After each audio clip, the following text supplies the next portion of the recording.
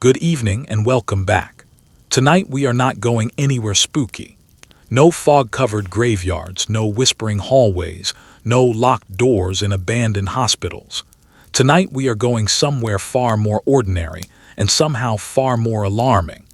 We are stepping into a perfectly nice house in the United States in the middle of the 20th century. A house with a trimmed lawn, a milk delivery every morning, a television humming in the corner, and, as it turns out, more hidden hazards packed into its four walls than most people could imagine. Before we open that front door, I want to say a genuine thank you to everyone who has been requesting this particular subject in the comments. This channel exists because of you, and every strange little rabbit hole we go down together usually starts with someone typing an idea at 2 in the morning. If you're the sort of person who likes falling asleep to long, calm, slightly unsettling history, go ahead and press subscribe, but only if it actually helps you unwind. And tell me in the comments what time it is where you are right now, because there is always someone listening at 3 a.m. somewhere on this planet. We're also on Spotify now, so if you'd rather just close your eyes completely and let the voice carry you off, there's a link waiting for you below. All right. Turn the lights down low, let a fan hum somewhere in the background, get yourself comfortable under a blanket that is, statistically, far safer than anything we are about to describe, and let's begin. Here is a question worth sitting with for a moment before we start. Did the average American family in the 1950s have any idea they were living inside a low-grade science experiment? Did anyone ever stop and wonder why grandfather's wristwatch glowed faintly in a dark room? Did anyone question why the insecticide came printed with a smiling cartoon face? Could you have made it through a single ordinary day in a home where the cough medicine contained opium? The floor was laced with a mineral now banned in most of the world, and the refrigerator could close behind you like a steel trap with no way out. Could you have sipped a drink from the good glassware at a dinner party without a second thought, while it slowly leached a heavy metal into the very drink you were enjoying? Would you have let your own children climb an apple tree in the backyard and eat straight off the branch, never once thinking to wonder what had been sprayed onto the bark that very spring? Would you have driven the whole family 2 states over for a summer vacation with the kids sprawled loose in the very back of the station wagon, watching the highway unspool for hour after hour with nothing at all holding anyone in place? Would you have trusted a glowing green window at the shoe store to tell you, with complete confidence, exactly how your child's new shoes actually fit? And now, congratulations, because you have just woken up in this house. It is 1955, or perhaps 1958, or perhaps a few years either side of that, and it does not much matter which, because the story is almost the same everywhere. The coffee percolator is bubbling on the stove. The radio is playing something cheerful. Sunlight comes in clean through the curtains. Every surface in this home has been scrubbed, polished, and proudly arranged, and nearly every single object you are about to touch has been quietly designed, manufactured, or marketed without anyone fully understanding what it might eventually do to the people using it. Welcome home. Let's have a look around. We might as well begin with the one thing you cannot avoid touching in any room of the house, the walls themselves. They surround you constantly, and they seem like the most harmless part of any building. A pale mint green in the kitchen, a soft rose in the little girl's bedroom, a crisp white along the baseboards that your mother scrubs down every single weekend until it practically shines. It is a lovely look, wholesome and bright, and it is also in a great number of homes, thick with lead. Lead was prized by paint manufacturers of this era because it did everything a homemaker could want. It dried into a hard, durable finish. It resisted staining. It could be wiped clean again and again without losing its color. Nobody working in a paint factory or standing in a hardware store thought of it as anything other than a superior ingredient, the kind of thing that made a product genuinely better than its competitors. The difficulty is that painted walls do not remain in pristine condition forever. Over months and years, they chip along the corners, flake near the windowsills, and shed a fine dust that settles quietly onto the floor below. And there is something particularly cruel about lead paint that almost nobody in this era understood. It has a faintly sweet taste. A small child gnawing on the rail of a crib, or mouthing the edge of a windowsill the way small children do to absolutely everything, is not misbehaving. From his own limited point of view, he has simply found something rewarding. It is not unlike scattering candy across every ledge in the house and then acting baffled when it disappears. The paint chips themselves look entirely unremarkable, pale little flecks gathering in corners where nobody thinks to look. And the dust that comes off older paint is invisible to the eye entirely, drifting down onto the rug where an infant is crawling, landing on tiny fingers, and eventually finding its way into a tiny mouth. None of this announces itself. There is no rash that appears overnight, no cough that sends anyone running to the family doctor, no single dramatic moment that connects cause to effect. Instead, lead works on a much longer and quieter timeline, settling into a developing brain and dimming, bit by bit, the very qualities a parent hopes to watch grow brighter.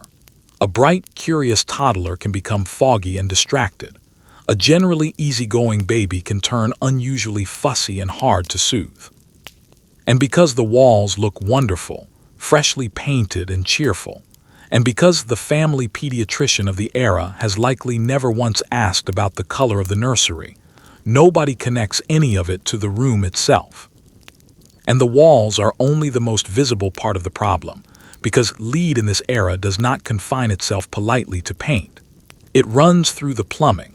It hangs in the exhaust of every passing automobile. It sits inside canned vegetables. It gleams in the good crystal on the sideboard. It rides along inside the toy soldiers a small boy lines up along the windowsill. A child growing up in this decade is essentially surrounded by the element from every conceivable direction, and the wall is simply the most cheerful-looking delivery system of the bunch, smiling down in soft pastel shades while it slowly sheds itself into the room below. And here is the detail that would make a present-day contractor go pale. When a family eventually decides that the mint green kitchen has gone out of fashion and it's time for something more modern, the sensible first step, as any handy homeowner of the era would tell you, is to sand the old paint down to a smooth surface before repainting. Sanding old lead paint by hand is roughly equivalent to loading it into a small cannon and firing it directly into the living room air. The process fills every corner of the house with an invisible cloud of toxic dust that drifts into the carpet fibers, settles into the curtains, and lodges in the lungs of anyone standing nearby. The family finishes their weekend project, steps back to admire the fresh coat of paint, and never once connects the nagging headache that follows to the renovation that caused it. So the walls hold this family gently on every side, cheerful and washable and warm-colored, and they spend their whole existence quietly powdering the household with a metal the human body was never built to handle. It is decoration functioning as slow sabotage, one flake at a time. And if you're hopping that looking upward might offer some relief from all of this, I have some rather unsettling news about what's waiting directly above your head. Go ahead and look up now. Above you is the ceiling, and if this happens to be a fairly modern home for its time, that ceiling might be finished with the fashionable bumpy, textured coating everyone seems to want these days. It hides small imperfections in the plaster. It dampens the echo of footsteps from the room above. It gives the whole space a slightly more expensive feel. And in a great many homes built or renovated during this era, that same textured ceiling is packed with asbestos. Asbestos was treated as something close to a miracle substance at the time, a mineral that resisted fire, shrugged off chemicals, and seemed almost immune to the passage of time. Builders sprayed it, wove it, and mixed it into every conceivable material, and a ceiling coating was simply one more comfortable home for it to settle into. As long as nobody disturbs it, drills into it, sands it, or so much as bumps it too hard, it will sit there for decades causing absolutely no trouble at all. Which is a comforting thought right up, until you remember that this house is full of children, weekend hobbyists, and people who enjoy hanging things from the ceiling. It's worth pausing to understand why an entire generation of builders adored this material so completely, because on paper it really is remarkable. It will not catch fire. It will not rot away with age. It shrugs off heat and most chemicals with what can only be described as geological patience. To a builder working in this decade, asbestos looked like an outright gift, a mineral you could spray onto a ceiling, weave into fabric, or pack into a wall cavity to make a home dramatically safer against the very real threat of house fires. The bitter irony, of course, is that in solving one loud and dramatic danger, it quietly introduced a much slower and far harder to notice one. And the slow, quiet dangers are always the ones people fail to see coming. Looked at closely, that ceiling resembles a frozen wave of sea foam, or if you squint hard enough, a particularly ambitious serving of cottage cheese. It sits up there completely inert, doing absolutely nothing, and it is fully capable of continuing to do nothing for the better part of a century. The entire arrangement depends on exactly one condition holding true, that nobody ever disturbs it. Asbestos becomes genuinely dangerous only once it is broken apart and its microscopic fibers are released into the air, where they are thin enough to travel deep into a person's lungs and sharp enough, once there, to simply stay. Left alone, it is a sleeping hazard. Disturbed even slightly, it wakes right up. And a family home, filled with curious children and ambitious do-it-yourselfers, is not exactly a place where things stay undisturbed for long. Someone decides to hang a potted plant from a ceiling hook and drills a small hole to fit the bracket. Someone else bumps a stepladder against the ceiling while rearranging furniture in the den. A slow roof leak softens a patch of plaster until it eventually crumbles onto the sofa below. A child throws a ball indoors, an activity strictly forbidden for reasons the child assumes have nothing to do with ceilings, and the ball thumps against the popcorn texture hard enough to send a small puff of dust drifting down unnoticed. Every one of these completely ordinary domestic moments releases a handful of fibers that nobody in the room can see. The genuinely unsettling part of the asbestos story is the sheer patience of its timeline. It does not make anyone sick that afternoon, that year, or even that decade. The related illnesses can take 30 or 40 years to fully surface, which means fibers inhaled during a cheerful weekend remodeling project in 1955 might not present their bill until sometime in the 1980s or 1990s. It is, in a strange way, the most patient hazard anywhere in this entire house. A debt collector with absolutely nowhere else to be, perfectly content to wait half a lifetime before finally knocking on the door. So the ceiling watches quietly over the family below, fashionable and still, asking for nothing more than to be left completely alone forever. And for long stretches of time, it usually is. But asbestos, as you're about to find out, does not confine its ambitions to ceilings alone. It has spread through this house the way a long-term tenant spreads through an apartment, and our next stop is waiting directly beneath your feet.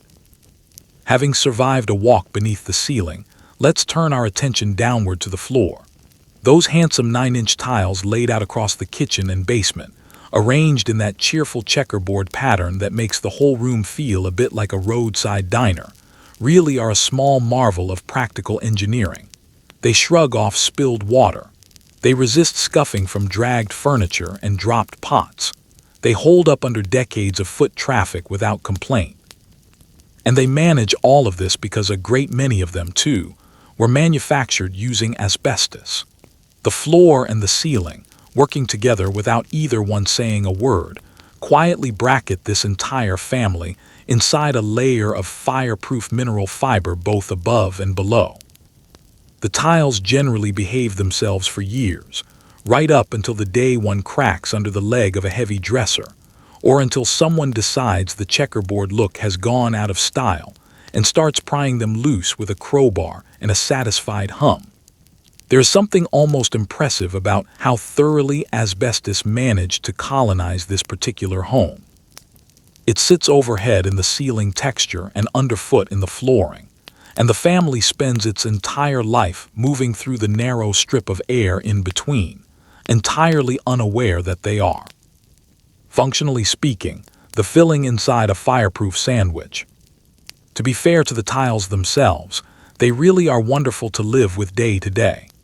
They shrug off spilled milk, muddy boots, dropped mixing bowls, and years of relentless foot traffic without so much as a scratch to show for it, which is exactly why builders reached for them constantly in kitchens, hallways, and basement rec rooms across the entire country.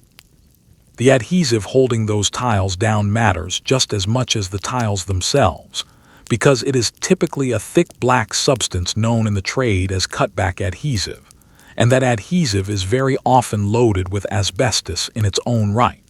So even the glue holding the floor together is quietly part of the arrangement. Tile and adhesive form a tidy little partnership that, left completely undisturbed, could sit there in peaceful checkerboard harmony for the better part of 100 years, harming absolutely nobody in the process. By now you already know exactly where this is heading, because you've met asbestos twice already tonight, and you understand its single governing rule. Left intact, the tile is entirely harmless, but floor tile lives a considerably harder life than a ceiling ever does. It gets walked across thousands of times a day. Heavy furniture gets dragged over it during every rearrangement of the living room. Someone drops a cast iron skillet straight onto it, and a tile splits clean in half. Over the years, the cracked edges chip and grind against one another, and with every fresh chip, every dragged sofa leg, a few more fibers slip loose into the air of the very room where the family sits down to eat breakfast each morning. The real trouble, though, tends to arrive at renovation time, which in the world of asbestos is simply another way of describing disaster hour. A homeowner grows tired of the aging diner-style floor and decides it's finally time to modernize the kitchen. He kneels down with a scraper and a chisel and begins levering the old tiles up one by one, cracking them, shattering the stubborn ones, and sanding the leftover adhesive off the bare concrete beneath. Without the faintest idea of what he's doing, he is effectively running a small asbestos processing operation inside his own kitchen, filling the room with precisely the invisible fibers that the intact tile had kept safely locked away for decades. He finishes his weekend, proud of the smooth new surface underfoot, and has absolutely no idea what he has just stirred loose into the family's breathing air. So there you stand in the cheerful checkerboard kitchen, a fireproof ceiling above your head and a fireproof floor beneath your feet, perfectly safe as long as time itself simply stands still and nobody ever picks up a single tool. It never does, and somebody always does. But let's step away from the building materials for a moment, because not every hazard in this house is content to sit quietly and wait to be disturbed. Some of them glow all on their own, every single night, without anyone lifting a finger. On the nightstand beside the bed sits an alarm clock, and it really is a beautiful little object. In the pitch darkness of the bedroom at night, you can still make out the time perfectly clearly, because the numbers and the hands glow a soft, otherworldly green entirely on their own. No batteries required, no switch to flip, just a gentle, endless shine sitting quietly in the dark. That glow comes from radium, a radioactive element painted onto watch and clock dials by factory workers, a generation earlier women who suffered terribly for the privilege of making these dials glow in the first place. By this point in the century, a glowing clock face is considered entirely ordinary, sitting on nightstands and wrapped around wrists in nearly every home across the country, quietly ticking away and very faintly irradiating whatever surface it happens to be resting on. It asks nothing of the household. It simply glows there in the dark every single night forever, whether anyone wants it to or not. And there really is something magical about a clock face that generates its own light. A little green window glowing softly in the darkness that never needs winding for illumination or plugging into anything. To a child sneaking a glance at the clock past bedtime, it feels almost enchanted, and in a way, it genuinely is, provided your personal definition of enchantment happens to include a steady trickle of ionizing radiation. The radium mixed into that paint is decaying constantly, and it is exactly that decay which excites the surrounding compound and produces the glow. It is, in the most literal sense, a nightlight powered by nuclear physics, sitting a mere 18 inches or so from your sleeping head. To fully appreciate the weight of this particular object, it helps to know the story of the women who painted these dials a generation before this house was ever built, because their experience is one of the genuinely grim chapters of American industrial history. They were assured the radium paint was entirely harmless. They painted the tiny numbers on countless watch faces using tiny brushes, and to keep the bristles fine enough for detailed work, they were instructed to shape the tips between their lips, wetting the brush in their mouths hundreds of times each day, and swallowing a small amount of radium with every pass. A great many of these women fell severely ill in ways that were genuinely horrifying to witness, and their suffering is a significant part of why the danger of the substance eventually became understood at all. And yet here it sits, decades later, still glowing softly on the family nightstand as though none of that history had ever happened.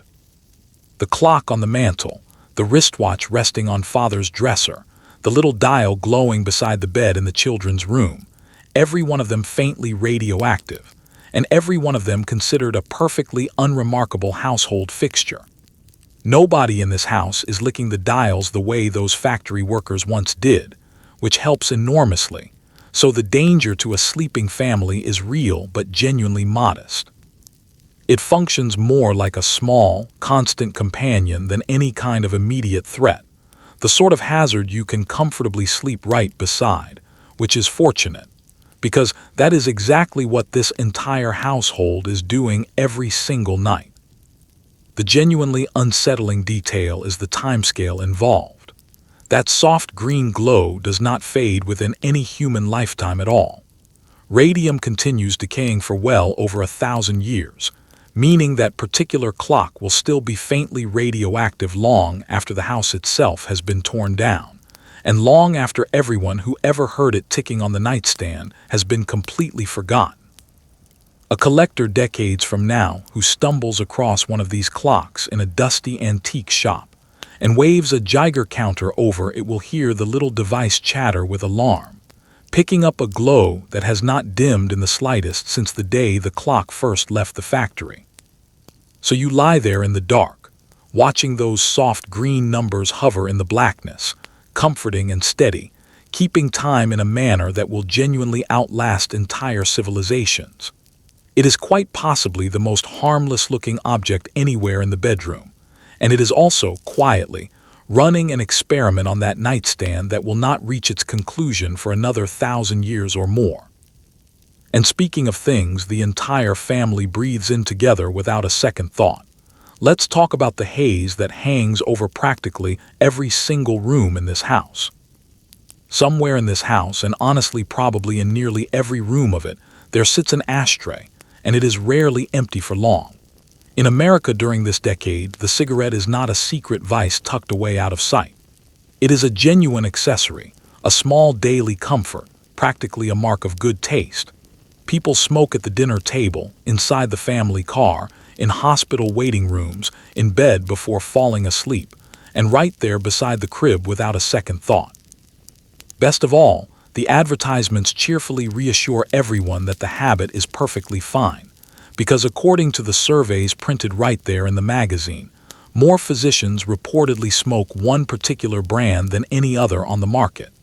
Doctors in crisp white coats gaze out from full-page advertisements, calmly recommending their personal favorite. The air in the living room settles into a soft blue haze most evenings, and the entire family breathes it together, almost as a kind of bonding ritual. It's genuinely difficult to overstate just how completely normal this all is. Smoking is not something anyone sneaks off to do in private. It is woven into the ordinary rhythm of daily life as thoroughly as pouring a cup of morning coffee. Guests arriving for dinner are offered a cigarette the way a modern host might offer a mint.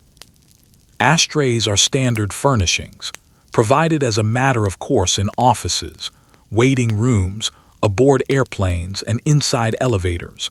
And a home without a lit cigarette somewhere in it can feel almost inhospitable, as though the family living there isn't quite comfortable in its own skin.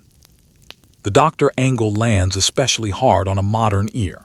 Cigarette companies built entire advertising campaigns around physician endorsement, commissioning surveys of dubious methodology, and then triumphantly announcing that the medical profession preferred their particular brand above all others. A distinguished man in a white coat and stethoscope would gaze out from the page, calm and authoritative, essentially prescribing a pack a day to anyone reading. Certain brands leaned especially hard into the idea that their cigarette was somehow gentler on a sensitive throat, kinder to delicate lungs, practically marketed as a wellness product in its own right. It's a bit like a dentist recommending a nice chewy caramel to strengthen the teeth. And the habit does not pause for anything, least of all pregnancy or early infancy. Expectant mothers smoke without a second thought, sometimes on the gentle advice of a physician that it will help keep the weight down and the nerves steady through a stressful pregnancy. Cigarettes are lit casually inside maternity wards. A nervous father paces the hospital waiting room puffing away one after another, and once the new baby finally comes home, the smoke simply follows right along with him, filling the nursery, the family car, the kitchen.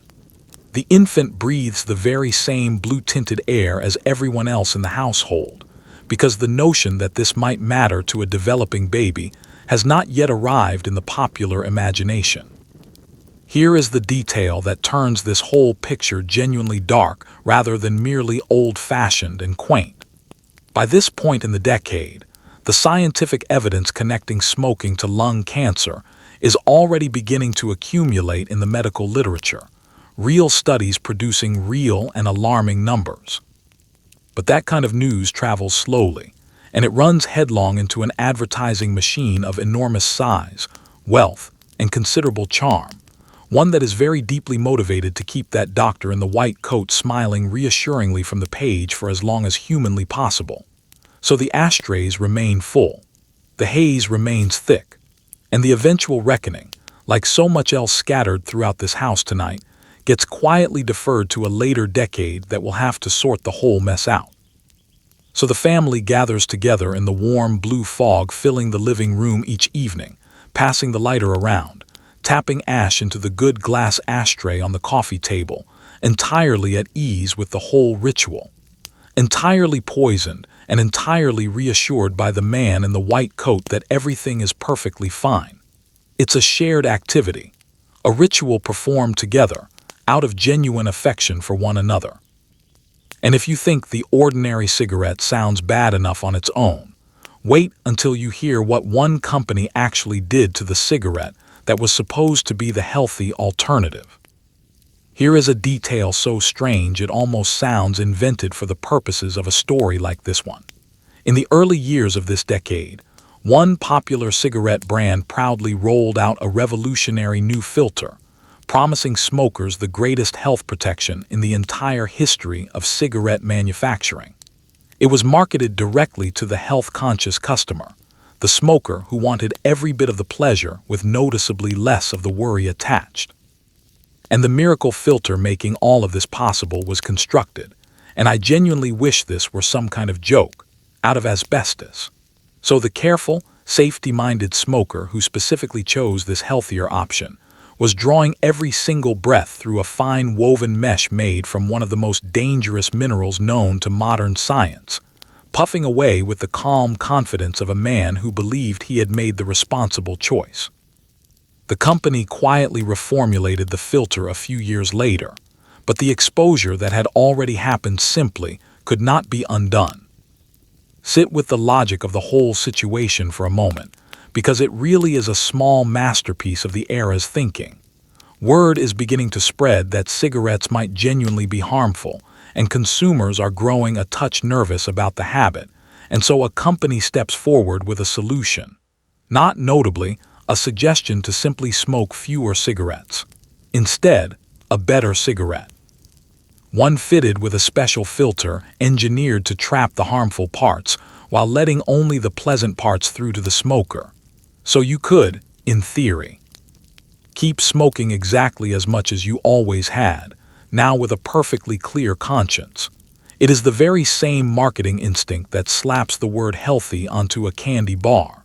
The filter was presented as a genuine scientific triumph, a real advance working directly on the smoker's behalf. And the material chosen to achieve this supposed triumph was asbestos, the very same fibrous mineral already found tonight in the ceiling texture, the kitchen floor tiles, and soon enough the ironing board pad as well, a substance whose entire dangerous reputation comes from tiny, sharp fibers that lodge themselves deep in the lungs and simply never leave. Of all the places in the world you would least want to install an asbestos component, a tube that a person draws air through directly into their chest cavity has to rank near the very top of the list. And that is precisely where the manufacturer chose to put it. Whether the average smoker actually inhaled loose fibers directly through that filter has been debated by researchers ever since, and the honest answer is that neither possibility was especially reassuring. What survives the whole argument intact is the sheer, breathtaking confidence of the entire scheme. Here was a product sold specifically to the frightened, health-minded customer, the person genuinely trying to make the responsible choice, and the reward for all that caution turned out to be a mouthful of one of the worst possible materials, neatly packaged as protection. Doing the sensible thing actively made the whole situation worse. This turns out to be something of a recurring theme throughout the 1950s home, if you can even call it a theme, and it is worth nomming plainly here and now. Again and again throughout tonight's tour, the supposed safety feature turns out to be the hazard itself. The healthier option turns out to be the poison. The careful, sensible, well-informed choice leads directly into the trap, simply because the underlying information everyone is working from happens to be entirely wrong, and the people selling the solution have very little incentive to correct it. The cautious smoker and the reckless smoker generally end up in roughly the same place, except the cautious one paid a small premium for the privilege of getting there. Eventually, the company swapped out the recipe for something considerably less catastrophic and quietly moved on, and the whole strange episode faded into an obscure historical footnote that sounds almost too absurd to be true the first time you hear it. But it happened, more or less exactly as described, sold openly on drugstore shelves as the intelligent, health-conscious choice. So the careful smoker settles into his armchair each evening, quite pleased with himself, drawing slow, deliberate breaths through his special protective filter, having done everything he believed was right, and very little that actually helped him at all. And now, having thoroughly poisoned the living room air, let's go wander into the bathroom and see what's waiting inside that little mirrored cabinet on the wall. Step into the bathroom now and open that little mirrored cabinet mounted on the wall. Inside is a carefully curated collection of small glass bottles and tins, and honestly, it amounts to a museum of casual household danger. There is mercurochrome and merthiolate, bright red and orange antiseptics that genuinely contain mercury, dabbed cheerfully onto every scraped knee a child brings home. There are barbiturates kept on hand to help mother get some sleep, and pep pills to help her get moving again the next morning. There might even be a small bottle of paregoric, a tincture of opium kept in reserve to soothe a teething baby or settle an upset stomach. Everything in that cabinet is readily available. Nothing carries a child-proof cap of any kind, and the whole arrangement sits at precisely the height a curious 4-year-old standing on the edge of the bathtub could easily reach. Let's start with the antiseptics, since they are the friendliest-looking horror stashed inside that cabinet. Mercurochrome is a vivid, cheerful red, and it stings pleasantly when applied, which every child of the era interprets as solid proof that the medicine is actually working. It gets painted onto scraped knees, cut fingers, and skinned elbows without a moment's hesitation, sometimes on a near-daily basis, and its active ingredient happens to be a compound of mercury, applied directly onto broken skin. It's a bit like treating a simple paper cut with a substance that would today require special handling and disposal procedures. That bright red badge glowing on a child's knee was practically part of the neighborhood uniform. Then there's the sleep and energy department of the cabinet, which essentially runs the entire household on a chemical seesaw.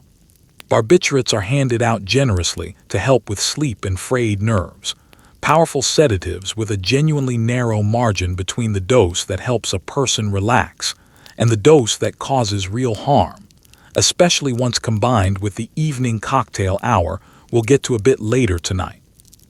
To counteract the resulting grogginess, amphetamines are cheerfully prescribed for energy, focus, and shedding a few extra pounds.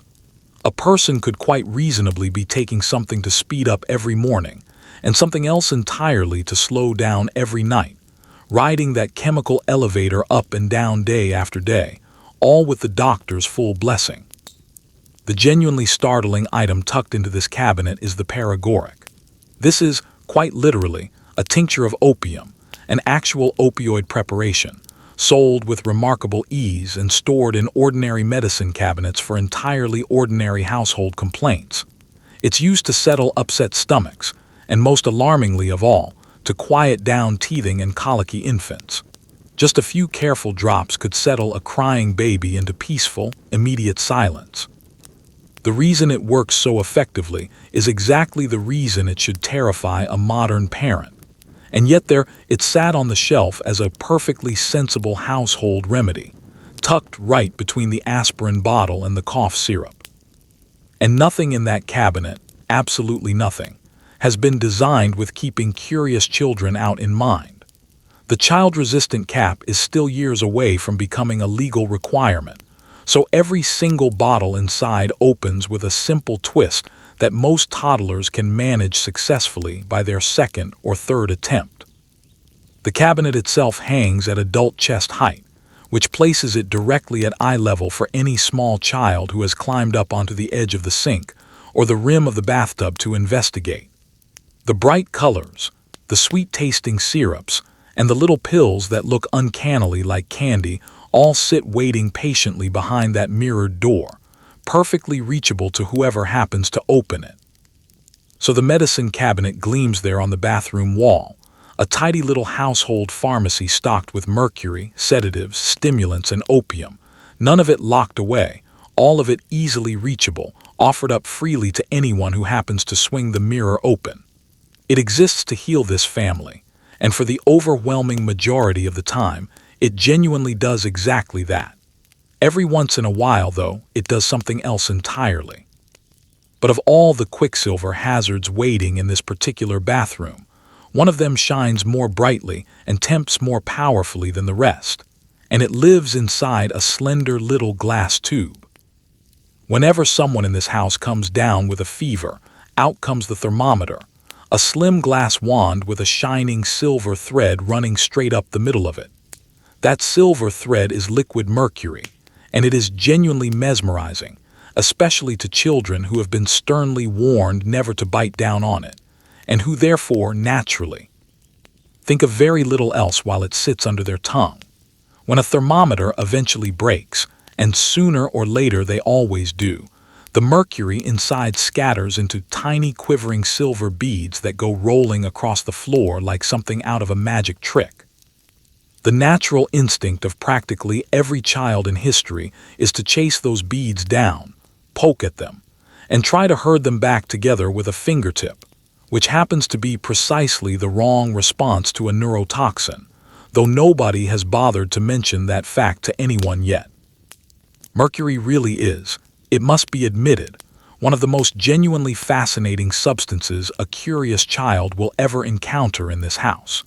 It's a metal that also behaves like a liquid, silver and heavy, and strangely alive-looking, rolling and splitting and merging back together as though it has a mind of its own. It doesn't wet the surface it rolls across the way ordinary water does. Instead, it beads up tightly and skitters away, and whenever two of those beads happen to touch, they leap together and merge into one larger bead, and a single poke splits that bead apart again into a dozen tiny skittering droplets. To a curious child, this isn't a hazard at all. This is, for a brief and thrilling window of time, the single greatest toy the house has to offer. The thermometer itself is a fixture of every household fever, tucked carefully under the tongue, or for the youngest patients, placed elsewhere entirely, and held in position while everyone waits patiently for the silver thread to creep its way up the scale. Being made of thin glass and handled routinely by sick, squirming, half-asleep patients, it tends to enjoy a rather short and eventful working life. Sooner or later it slips from someone's grip, or rolls off a nightstand, or gets bitten despite the very stern warnings, and it shatters, scattering its bright cargo across the bathroom tile or the bedroom rug. What happens next is really the heart of the problem. Nobody in this decade treats a broken thermometer as any kind of emergency, because nobody has been taught to. The sensible parent simply reaches for a broom or a rag, or occasionally just a fingertip, gathers up the pretty silver beads, and either throws the whole mess away or, in a fairly common bit of household thrift, saves the mercury in a little jar because it seems far too interesting to simply discard. The child is very often recruited to help with the fun of the roundup. Everyone handles the beads directly, and whatever escapes into the cracks of the floorboard stays there quietly, evaporating into the air of the room for years afterward. That last part is really the quiet catch in the whole story. Mercury does not simply sit there being decorative and shiny. At ordinary room temperature, it slowly gives off an invisible, entirely odorless vapor, and that vapor happens to be the truly dangerous form of exposure, breathed in without anyone in the room ever noticing, and it goes to work steadily on the nervous system. A single broken thermometer that works its way down into the gaps of a warm bedroom floor can continue off-gassing for a genuinely long stretch of time. A small, persistent haze that nobody can see or smell, quietly seasoning the air of the very room where a child sleeps every night. The visible silver beads are the memorable part of the story. The invisible vapor is the part that actually lingers. So the thermometer goes on doing its honest work, measuring fevers and bringing a small measure of certainty to a worried household, right up until the day it breaks and turns the bathroom floor into a scattering of magical silver beads that everyone in the family rushes over to touch. It is danger dressed up as delight, quite possibly the most enchanting hazard anywhere in this entire home. But you don't actually need a broken thermometer to pick up a quiet dose of metal in this particular house. Sometimes it arrives straight out of the kitchen tap. Let's pour ourselves a nice cold glass of water from the kitchen tap, because staying properly hydrated is important, even in a house like this one. The water looks clear. It feels refreshingly cold, and depending entirely on the plumbing running behind these walls, it may also be gently seasoned with a bit of lead. A great many homes built during this era rely on lead pipes, or on copper pipes joined together using lead-based solder, and the water sitting inside those pipes overnight quietly picks up a little something extra by morning. Nobody can see it, smell it, or taste even the faintest hint of it, so naturally nobody spends much time worrying about it. You fill the baby's bottle from that very same tap, boil the evening vegetables in it, and brew the morning coffee with it, all without the faintest suspicion that the pipes themselves are functioning as a slow and remarkably patient ingredient in every single thing the family eats or drinks. Lead has served as a plumbing material for an extraordinarily long stretch of human history, so long, in fact, that the very word plumbing traces back to the Latin word for lead, a small bit of etymological honesty that nobody standing at the kitchen sink happens to be thinking about at the moment. It really is a wonderful metal for pipework in almost every conceivable way except the one that actually matters. It's remarkably soft. It bends easily around tight corners. It resists leaks for decades on end, and it lasts for generation after generation without wearing out.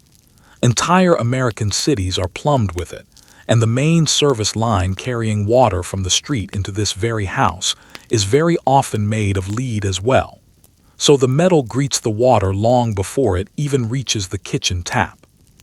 The underlying chemistry here is simple and entirely unhurried.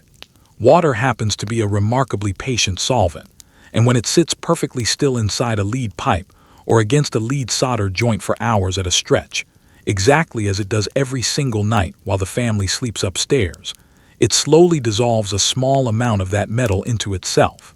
Soft water and slightly acidic water do this faster than most. Hot water dissolves lead faster than cold water does. And the very first draw of water each morning, the water that has been sitting motionless inside the pipes all night long, carries the heaviest dose of all. That, naturally enough, is exactly the water used to brew the morning coffee and to mix the baby's very first bottle of the day. The reason nobody in this house worries about any of this is that lead dissolved in water is completely undetectable to ordinary human senses. There's no cloudiness to notice, no unusual color, no strange odor, and no odd taste whatsoever to serve as any kind of warning.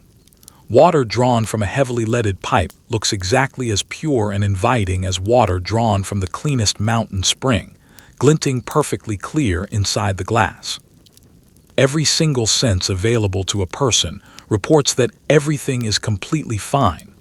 Only a proper laboratory test could reveal the truth, and nobody in this house is sending their ordinary tap water off to a laboratory, because why on earth would anyone think to do that?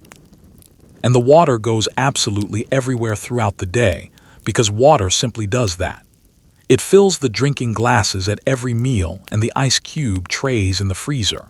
It boils the pasta, the potatoes, and the morning eggs, and boiling, as it happens, does nothing whatsoever to remove lead from water, and can actually concentrate it further as the water itself steams away into the air. It mixes the powdered infant formula for the baby, who happens to be the single most vulnerable member of the entire household when it comes to exposure to precisely this metal.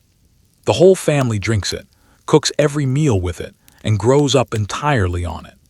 A small, steady dose delivered day after day through the single, most innocent and necessary substance found anywhere inside this house. So you drink your cold, clear glass of water, wholesome and pure by every outward appearance, quietly flavored the entire time by the very pipes it traveled through on its way to reach you. It really is the simplest thing imaginable, just ordinary water from an ordinary tap, and yet it stands as one more patient contributor to this household's invisible daily intake of metal. And once that water has finished its quiet work, it's time to set that very same table for dinner, where the plates themselves turn out to have a surprise entirely their own. Time to set the table for supper, and this is genuinely where the 1950s manages to outdo itself. The dinnerware gathered in the cupboard is gorgeous, glossy ceramic finished in bold, richly saturated colors, the unmistakable pride of many a kitchen across the country. Some of the most beloved pieces, particularly the vivid reds, oranges, and yellows everyone seems to love most, get their brilliant glaze from uranium oxide mixed directly into the ceramic finish. Yes, that uranium.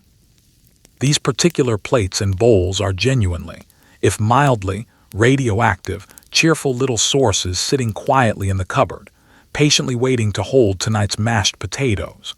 Under normal, everyday use, they mostly keep their radiation politely to themselves, although sufficiently acidic foods can coax a small amount of uranium loose into whatever is sitting on the plate. Nobody frets about any of this.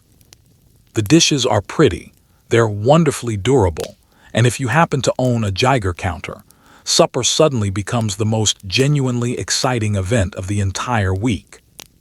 The color really is spectacular, and that, of course, is the entire point of using the material in the first place. Uranium oxide worked into a ceramic glaze produces reds and oranges of a depth and warmth that were genuinely difficult to achieve through any other method available at the time. A glowing tomato red that seems almost lit from somewhere deep within the glaze itself. Manufacturers reached for it because it produced genuinely beautiful dishes, and families bought those dishes because they brightened up the dinner table considerably. And the small fact that the pigment came from the very same element soon to be splitting apart inside nuclear reactors never once entered anyone's thinking at the dinner table. It was, quite simply, the color that happened to look best sitting beside the Sunday roast. These aren't obscure collector's items tucked away in some specialty shop, either. They're ordinary, everyday dishes, the kind stacked casually in cupboards across the country and pulled down for perfectly ordinary weeknight suppers, manufactured in enormous quantities and genuinely beloved for their cheerful practicality. One famous line of this particular pottery, prized widely for its bold, vivid hues, sat proudly on countless American dinner tables throughout the decade, and its single most radioactive shade was, fittingly enough, also its boldest and most popular color. The plate holding the pot roast, the little bowl holding the peas, the large serving dish sitting proudly at the center of the table, every one of them faintly humming along quietly in the background of an otherwise ordinary family dinner. For the most part, it's only fair to say that the actual danger here is genuinely modest. The uranium is locked firmly into the glaze itself, and simply eating a meal off one of these plates exposes a person to only a small amount of additional radiation, far less dramatic than the vivid color might lead a modern listener to fear. The dishes sit in the cupboard, radiating gently, and for the most part keeping entirely to themselves. This stands as one of the milder hazards anywhere in the whole house tonight, more of a genuine curiosity than any kind of real catastrophe, which, measured against everything else we've toured so far this evening, practically qualifies it as health food. The catch, and there is always a catch somewhere in this house, involves exactly what these plates are actually used for, which is holding food. When that food happens to be acidic, a tangy tomato sauce, a generous squeeze of lemon, a helping of tart sauerkraut, the acid can leach a small amount of uranium directly out of the glaze and straight into the meal itself. So the more flavorful and zesty tonight's dinner happens to be, the more the plate quietly contributes an ingredient that never once appeared on the original recipe card. The very glaze that made the plate so visually appealing in the first place turns out to be precisely the part that ends up, in trace amounts, on the fork. So the table sits fully set, gleaming with color, the boldest reds and oranges catching the warm light of the dining room chandelier. Every single place setting functions as a small, cheerful radiation source, ticking quietly away beneath the evening gravy.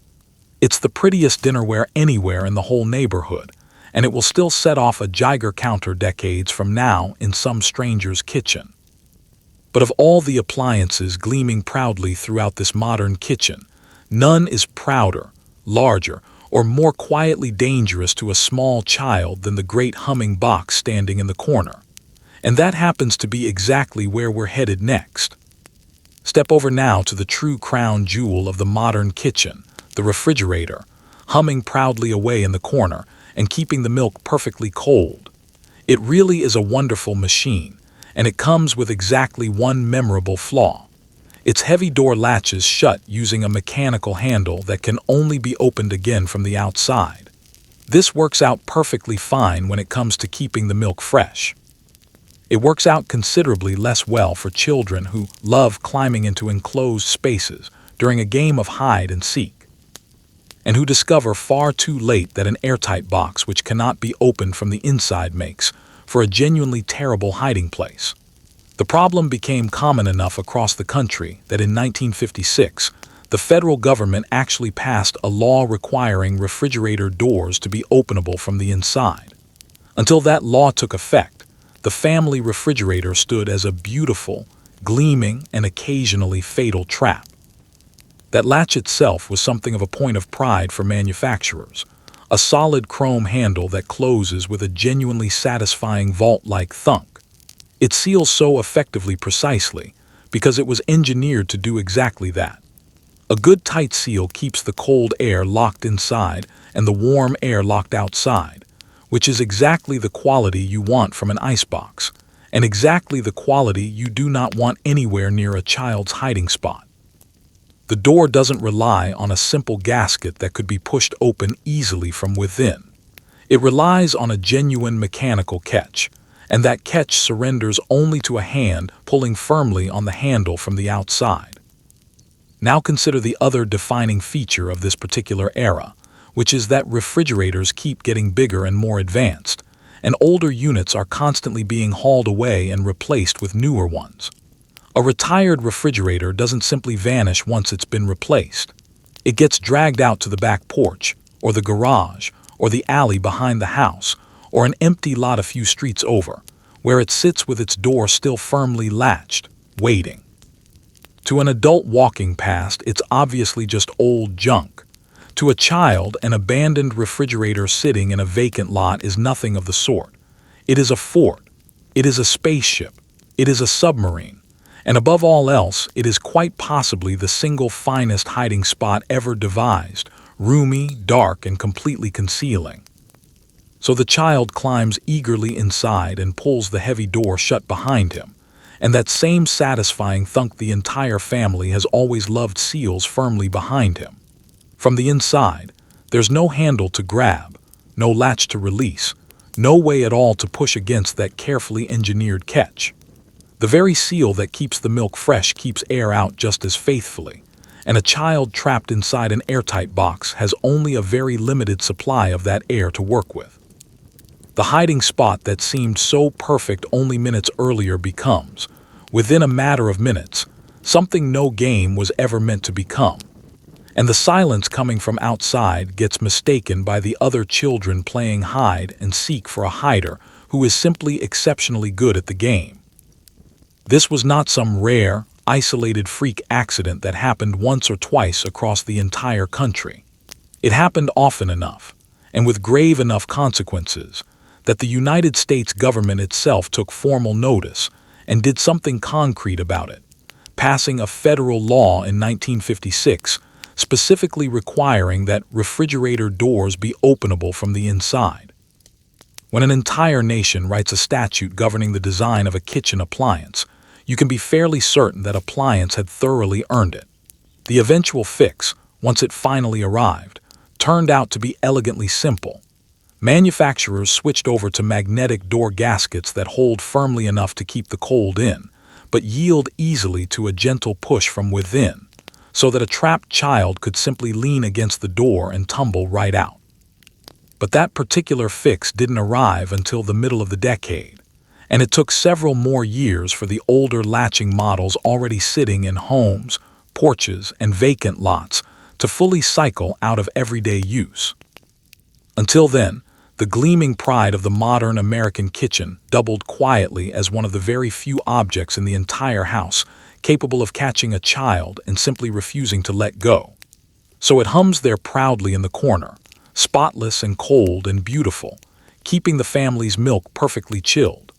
And once you've finished admiring it, kneel down and open the cabinet sitting just beside it, because the danger waiting there doesn't even bother disguising itself as a kitchen appliance.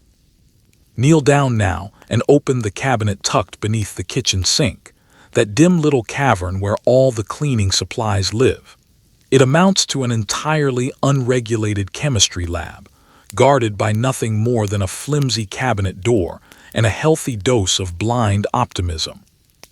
Inside sits a bottle of bleach, a bottle of ammonia, and the widespread bit of folk wisdom insisting that mixing two cleaners together must surely make them work twice as well, which is precisely how kitchens across the country occasionally filled up with toxic chloramine gas.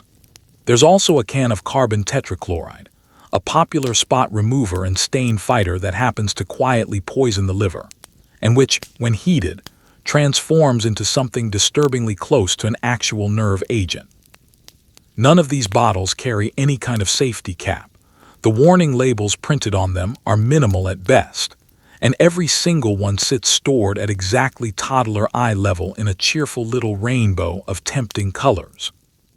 Let's start with the classic pairing of bleach and ammonia, two cleaners found in nearly every American kitchen, each one reasonably manageable and useful entirely on its own. The trouble begins with a piece of household reasoning that is almost universally shared. The idea that if one cleaner works reasonably well by itself, then surely two of them mixed together must work twice as well. A homemaker tackling a stubborn stain reaches first for the bleach, makes little headway, and then reaches for the ammonia to really finish the job properly.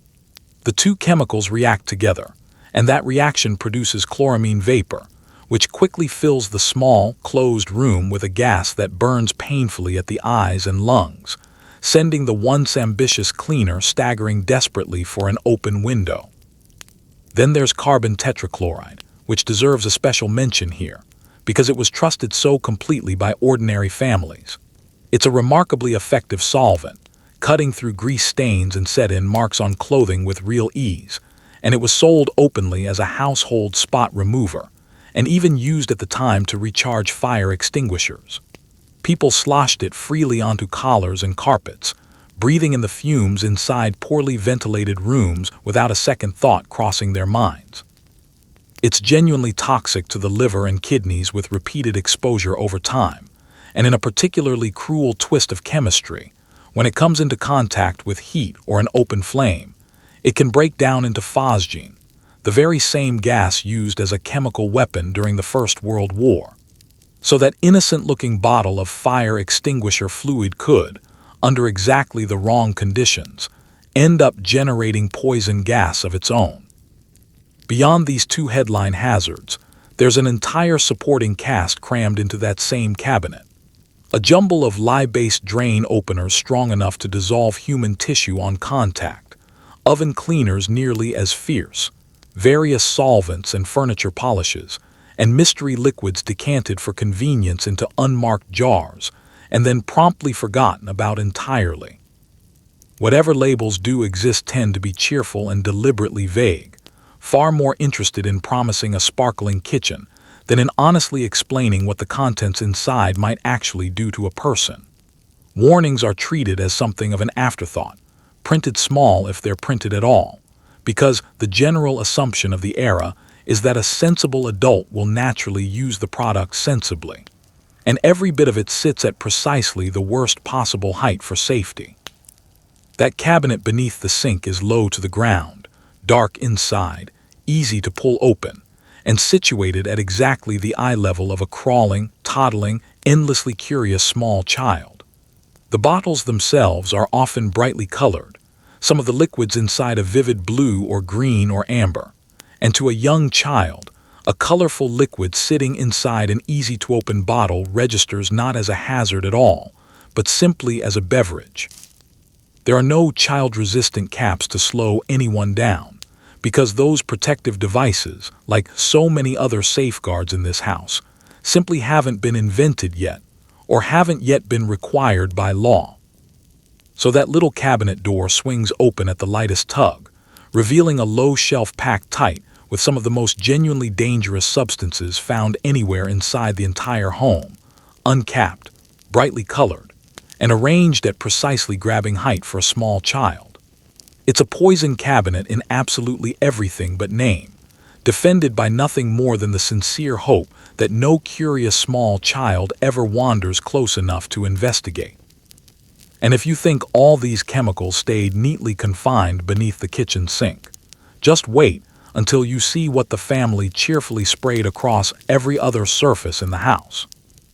Every household across 1950s America is engaged in a cheerful, ongoing war against household insects, and the weapon of choice, without much competition, is DDT.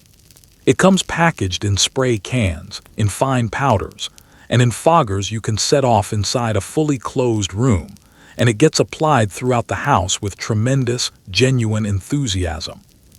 Families spray it liberally across kitchen counters, along the baseboards, over the picnic blanket spread out for a summer afternoon, and directly onto their own children to ward off mosquitoes at the backyard barbecue. The advertisements of the day show smiling housewives cheerfully misting the pantry shelves, and a beaming cartoon character singing a jingle about how DDT is good for you. It's genuinely effective at killing insects, and it's also quietly building up inside everything it touches, including the very people doing all the spraying, But that particular problem gets left for a later decade to sort out entirely. To be fair to DDT, it genuinely arrived on the scene as something of a hero, and it's worth understanding exactly why people came to love it so completely. During the war years just prior to this decade, it saved an enormous number of lives by wiping out the very mosquitoes and lice responsible for spreading malaria and typhus across entire populations, and it worked with a thoroughness that seemed almost miraculous at the time. A small amount of it killed insects on contact, and kept right on killing them for weeks afterward, all without appearing to bother human beings in the doses they typically encountered. To a generation that had personally watched insects spread disease and devastate crops, this looked very much like an unambiguous triumph of modern science. So it came home from the war and settled comfortably into everyday domestic life with genuinely wild enthusiasm. It went into aerosol bombs you could set off to fumigate an entire room in one go, into powders dusted carefully along the baseboards, into sprays used across the garden, the kitchen, and even the family dog. Homemakers misted it directly over the counters where food was being prepared. Farmers coated entire fields with it. Whole neighborhoods were sprayed from slow-moving trucks rolling down the street, trailing a thick white fog behind them. And children, absolutely delighted, ran along right behind the truck playing in the drifting cloud as though it were nothing more than a summer sprinkler. The advertising of the era leaned hard into that same friendly image. Cheerful cartoon characters assured everyone watching that the spray was completely safe and even pleasant to be around. One especially memorable jingle featured a bug, a housewife, and a farmer all happily singing together that DDT was good for them. Products openly bragged about just how liberally you could apply the stuff. There was no sense of caution anywhere in the marketing, no small print urging any kind of restraint, because the prevailing belief of the time held that this remarkable substance killed insects and otherwise left people entirely alone. A perfect poison that somehow always knew the difference. The catch, the one that would eventually rewrite this entire story, is that DDT does not simply break down and disappear the way everyone assumed it did. It lingers on quietly in the soil, in the water supply, and in the fatty tissue of every animal that happens to absorb it, building up steadily over time. It works its way patiently up the food chain, becoming more concentrated with every step, thinning the eggshells of wild birds and steadily accumulating in the bodies of the very people who sprayed it so cheerfully around their own homes. The stuff that seemed to simply vanish after killing the bugs was actually just relocating somewhere else entirely, patiently, and staying there indefinitely.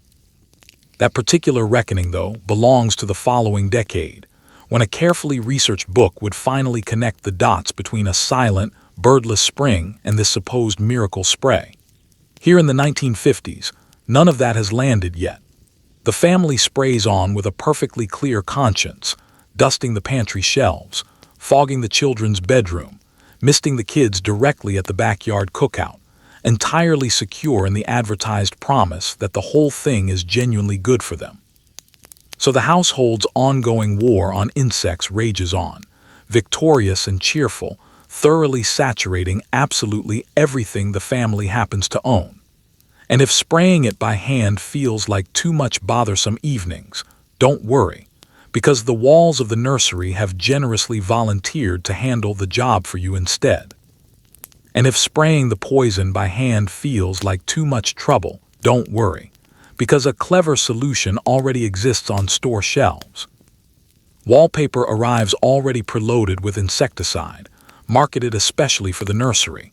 This charming paper printed with cheerful cartoon animals and impregnated directly with DDT, so that it slowly releases bug killer into the room around the clock, day and night. The idea is simple enough. Baby sleeps soundly while the walls themselves stand guard, quietly keeping the flies and mosquitoes at bay. What the walls are also doing, of course, is gently off-gassing pesticide over a sleeping infant every single night, a practice considered at the time to be a thoughtful and genuinely modern convenience. The little ducks and bunnies printed across the wall looked perfectly adorable. They were also, in their own quiet way, on active chemical duty around the clock. The pitch behind this particular product is, in its own strange way, a perfect little snapshot of the era's thinking. Insects are a genuine nuisance and a real health concern, and a nursery is exactly the kind of room a parent wants kept spotless and free of pests. And DDT happens to be the trusted miracle substance that handles insects better than anything else available. So why make a busy mother stand there spraying the room by hand every single day, when the room itself could simply be built to spray itself, quietly and continuously, forever? It's convenience layered directly on top of complete confidence, the logic of an era that viewed pesticide roughly the way we might view a pleasant air freshener today. The wallpaper itself really is genuinely sweet to look at, which is precisely the unsettling part. It's decorated with all the gentle imagery of childhood, smiling ducks, hopping bunnies, little cartoon animals rendered in soft pastel colors, exactly the sort of thing a loving parent would choose to make a baby's room feel warm and welcoming. Nobody hanging it up is thinking about chemistry in the slightest. They're thinking about how darling it looks hanging above the crib, and they're being cheerfully reassured that it will keep the bugs off their child as a helpful bonus. And it works exactly the way it was designed to, which turns out to be the entire trouble. The DDT worked into that paper doesn't stay neatly locked in place. It slowly releases into the air of the small, enclosed room hour after hour, day after day, so that the space is perpetually holding onto a low, steady haze of insecticide.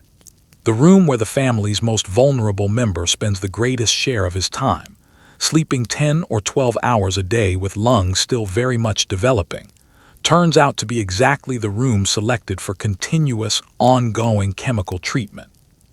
The infant breathes it in steadily every single night, straight from the very walls decorated specifically to comfort him.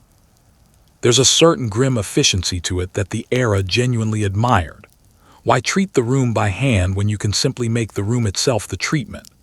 That same instinct, incidentally, would go on to put insecticide into shelf liners, house paints, and any number of other quiet corners of the home. The underlying idea being that protection works best when it's invisible, automatic, and never requires a moment's thought. It never once occurred to the manufacturers, or the parents buying the product, that automatic, invisible, and constant happen to be exactly the qualities you would least want in a poison surrounding a crib. So the nursery sits finished, wallpapered in smiling animals, cheerful and clean and thoroughly modern, the walls themselves standing eternal guard against every fly and mosquito, day and night, and the ducks and bunnies keep breathing steadily while the room performs its quiet chemical work around the sleeping baby. Exactly as advertised. It's one of the purest examples anywhere in this entire house of a danger dressed up thoroughly as an act of devotion. But not every hazard tucked into this home is invisible and patient. Some of them are large, loud, and mechanically quite eager to grab hold of you, and one of them happens to be waiting patiently down in the laundry room. Down in the laundry area sits the Ringer washing machine, a genuinely proud labor-saving device with a real appetite for human limbs. After the wash cycle finishes, each individual piece of clothing gets fed by hand between two heavy rollers designed to squeeze the excess water out. And those rollers are strong, absolutely tireless, and completely indifferent to whatever they happen to be pulling in at any given moment. A distracted moment, a loose sleeve, a curious child reaching up out of pure interest, and suddenly a hand is being drawn steadily into the machine, followed shortly by the wrist, followed by the arm. Emergency rooms of the era knew this particular injury so well that they had developed their own grim nickname for it. The machine never meant anything by it. It simply could not tell the difference between a wet bath towel and a 5-year-old's arm, and it never once slowed down to ask. The Ringer washer is, to be entirely fair, a genuine improvement over what came before it, and homemakers across the country were genuinely grateful to own one. Instead of wringing every soaked garment out entirely by hand, twisting and straining over a wash tub for hours, you simply feed the laundry through two rollers that press the water out mechanically and efficiently. It saves real time, it saves aching wrists and shoulders, and it gets the clothes considerably drier before they ever make it out to the line. By the standards of laundry day, it really is a marvel, and it sits proudly in basements and back porches all across the country.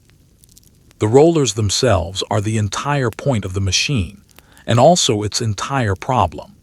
They turn steadily and grip firmly, because they genuinely need to grip firmly in order to squeeze the water successfully out of heavy, soaked fabric, and they have absolutely no built-in way of telling the difference between fabric and anything else that happens to enter the gap. A shirt goes in, and the rollers draw it steadily and patiently inward, and if the person feeding it through lets their fingers drift too close to the gap, the rollers accept those fingers with exactly the same calm mechanical enthusiasm they showed the shirt a moment earlier. Once a hand is caught, the machine simply keeps right on doing its job. The rollers draw in the fingers, then the hand, then the wrist, then the forearm, flattening everything as they go, because they cannot feel any resistance and they will not stop for a scream. The natural instinct of the victim is almost always to pull back hard, which accomplishes absolutely nothing, or to reach across with the free hand to help pull free, which is how a person occasionally ends up with both arms caught in the machine at once. There is technically a release mechanism built into most models, but a person in sudden pain and rising panic doesn't always manage to locate it in time. And a small child certainly never does. Children, tragically, are the ones this happens to most often, and most heartbreakingly of all. Laundry day is a busy, bustling time around a machine that looks genuinely fascinating to a young mind. All those turning rollers and sloshing water, and a curious child helping mother out, or simply reaching up to touch the interesting moving parts, gets drawn into a device that was built, quite literally, to pull things steadily inward. This particular injury was common enough and distinctive enough that doctors and nurses of the era could recognize it on sight, and they developed their own grim shorthand name for the mangled arm that came through the emergency room doors, a nickname earned through nothing but sheer, repeated experience. So the wringer washer stands there in the laundry room, honestly useful and genuinely appreciated, saving the family real physical labor every single week, asking only that nobody ever let their attention, or their loose sleeve, or their small child stray too close to the turning rollers. It's one of the very few hazards in this entire house with actual moving mechanical parts and a real physical grip, a danger you could theoretically watch unfolding in real time. And right beside it waits a much quieter companion, one that does its damage not by grabbing hold of anyone, but through the very material it happens to be made from. Near the washing machine waits the ironing board, and ironing in this decade is performed using a heavy metal iron heated to a genuinely punishing temperature. To keep from scorching the board itself, and to have somewhere safe to rest the hot iron between passes, homemakers rely on a special ironing pad and iron rest, prized specifically for the way it shrugs off intense heat without so much as browning at the edges. It shrugs off that heat because it happens to be made from asbestos, that same miracle mineral turning up here yet again, this time woven directly into the very cloth resting beneath the family's Sunday shirts. Every single press of the iron, every small shift of the pad underneath, sends up a faint whisper of fibers into the laundry room air, invisible and entirely patient, all while the shirts themselves come out looking beautifully crisp and freshly pressed. Ironing during this era is not some light task performed occasionally now and then.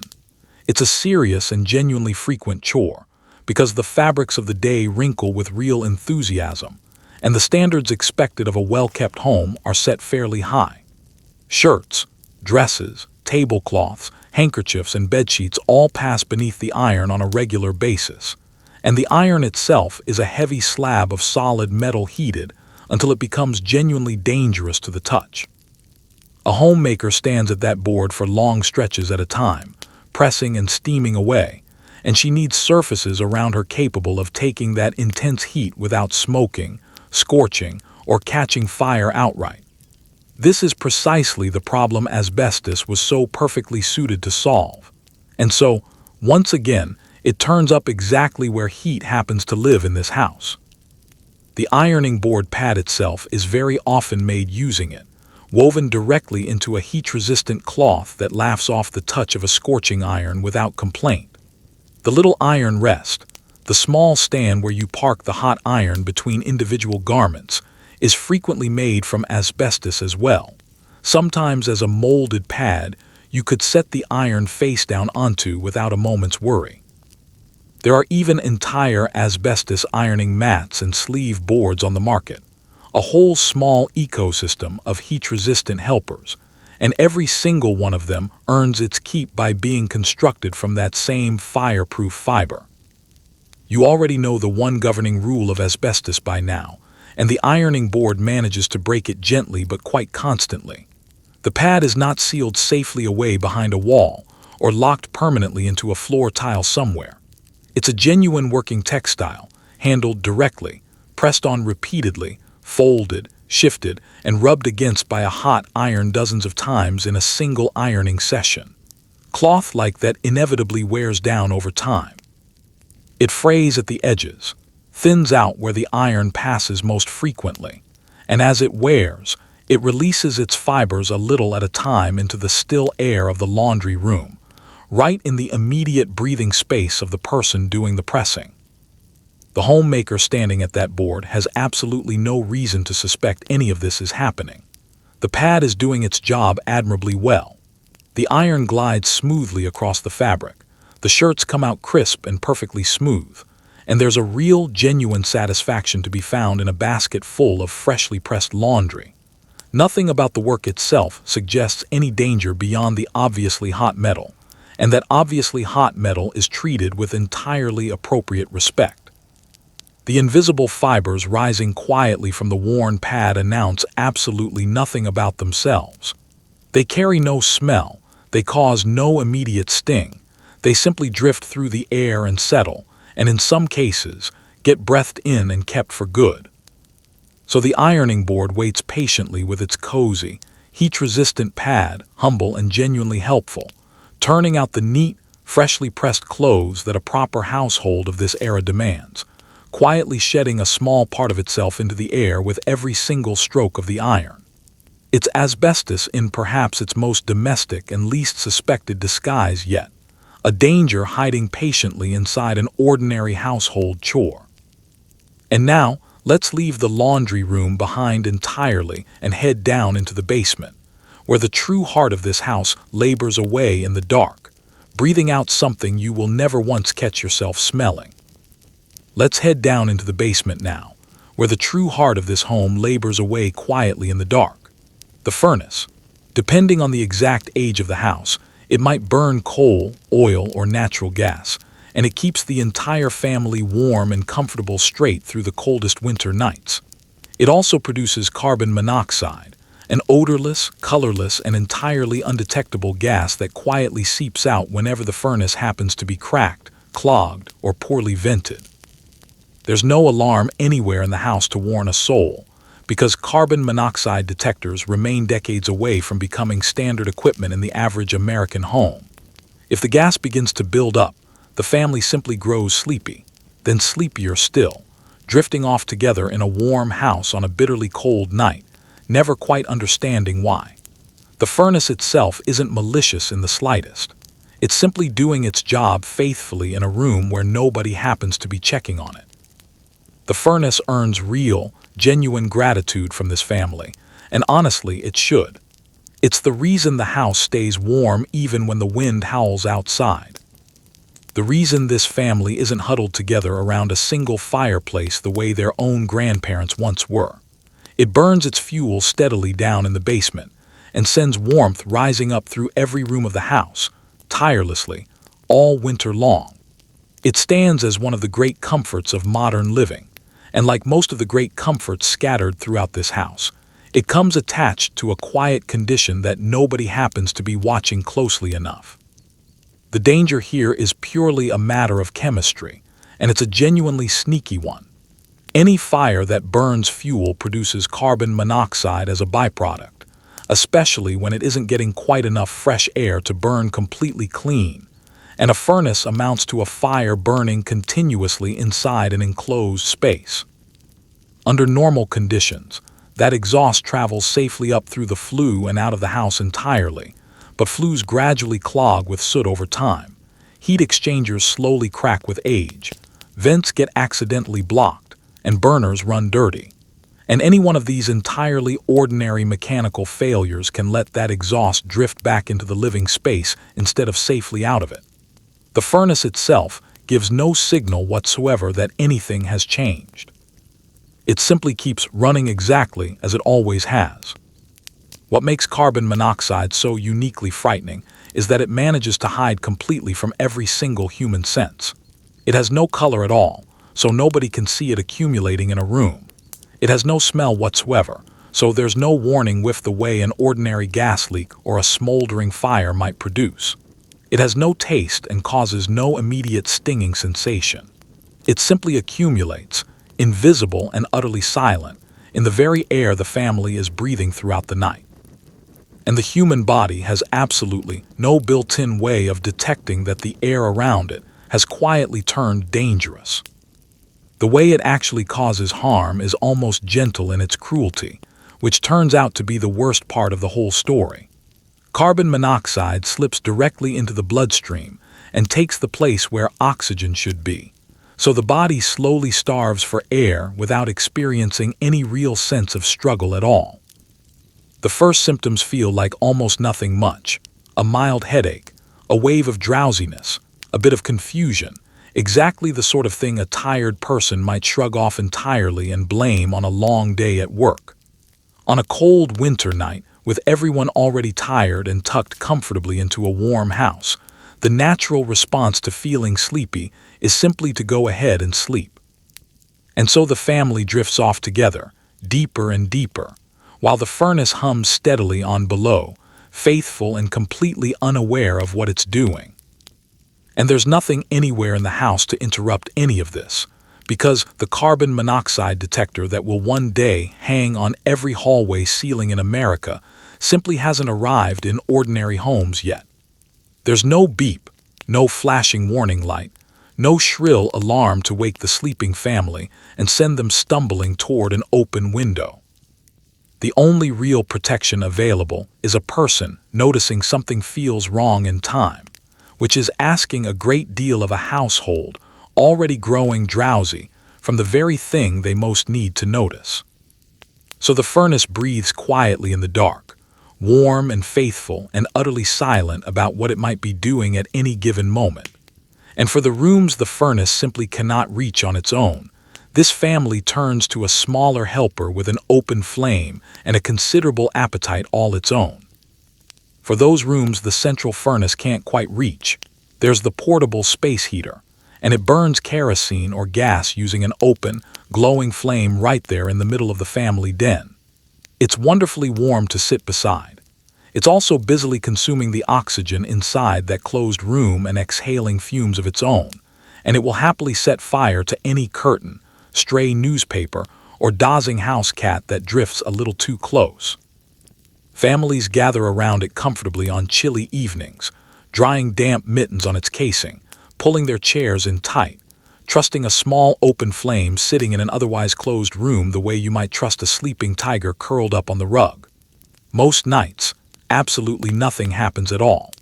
The heater only ever needed one careless evening, one accidentally knocked over unit, one forgotten flame left burning, to make the whole night memorable for entirely the wrong reasons. The appeal of the space heater is immediate and completely understandable. Central heating really is wonderful, but it rarely warms every single corner of a house equally well, and there's always that one chilly back bedroom or drafty den that the main furnace never quite seems to reach. The portable heater solves that problem in a matter of minutes. You simply carry it into the cold room, light it up, and suddenly there's a genuine pocket of real warmth to huddle inside. On a bitter winter evening, gathered close around its cheerful orange glow, the family could hardly be more pleased with the little machine sitting in their midst. But that little machine happens to be doing two genuinely dangerous things at once, quietly, for the entire time it's running. The first is that it's breathing the exact same air the family is. An open flame requires oxygen in order to burn, and inside a small, closed room with the doors shut tight and the windows sealed against the winter cold, the heater and the people sitting around it are drawing from precisely the same limited supply of air. As it burns, it consumes the available oxygen, and just like the furnace downstairs, gives off carbon monoxide in the process. So a room heated this way and sealed up tight can grow slowly stuffy, then noticeably heavy, then genuinely dangerous, all while somehow still feeling perfectly cozy the entire time. The second danger is far more direct and immediate, and it's simply the fact that this is an open flame sitting out in the middle of a room absolutely full of flammable objects. There are curtains stirring gently in the draft. There are newspapers and magazines left casually on the floor, a tablecloth hanging low near the edge of the table, a stack of folded laundry, a dozing family pet, a child's forgotten toy, the wooden leg of an armchair. Any one of these, brought too close or accidentally knocked against the heater, can catch fire, and a space heater is remarkably easy to tip over. A stumble in the dark, an excited pet racing through the room, or a running child sending it toppling straight onto the rug, and the flame meets the carpet, and the entire evening changes in an instant. People treat these heaters with a familiarity that would genuinely horrify a modern fire marshal. They drape wet mittens and damp socks directly over them to dry mere inches from the open flame. They pull chairs and blankets right up against the casing to soak in as much heat as possible. They leave the heater running unattended while they step out of the room entirely. And most dangerously of all, they sometimes leave it burning quietly through the night inside a bedroom. An open flame working steadily away while the entire family sleeps and nobody at all is awake to notice if something starts to go wrong.